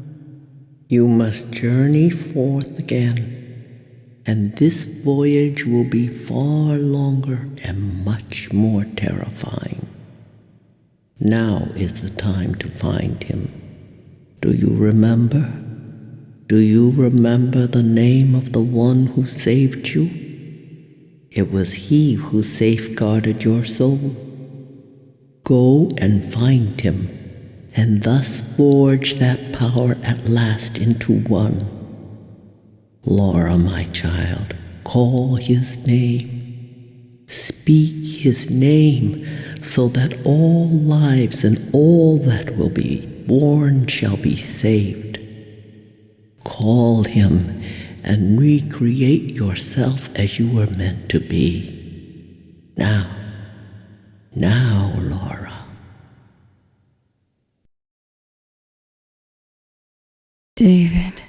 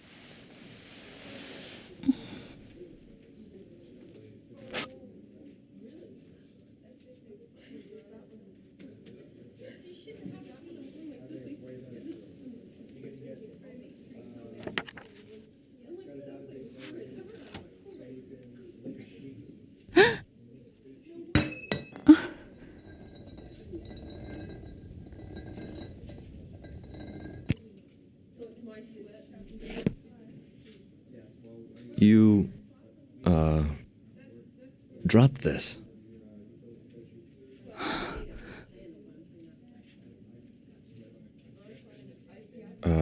Here. You wouldn't want to lose it, Laura. Oh, I'm sorry. I couldn't help seeing your name on this. And besides, I feel like we've met before.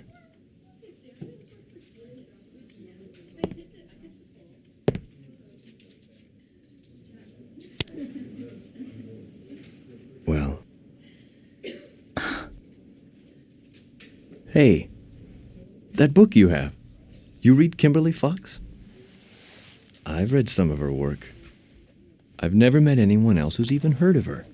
She isn't widely recognized. At least, not yet. My favorite piece in this book is this. This poem, Light. It's about a sort of hypothetical woman, the poet's imaginary best friend. This woman is... Oh, I get it now. That's why I felt like we'd met before. Ah, you remind me of her. For me, if that sounds strange, but, well, it is strange. I highly recommend it. It's a wonderful poem. Everything Kimberly Fox writes is so filled with hope and love of life.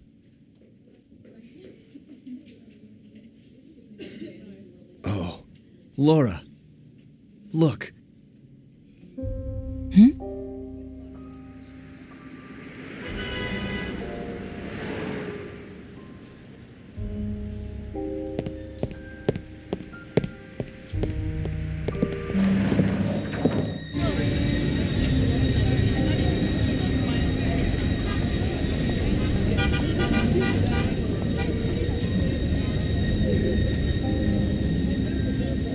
It's so beautiful.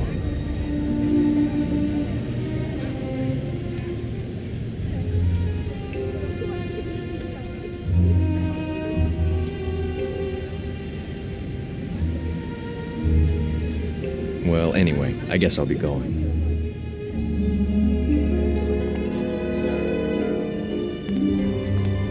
David!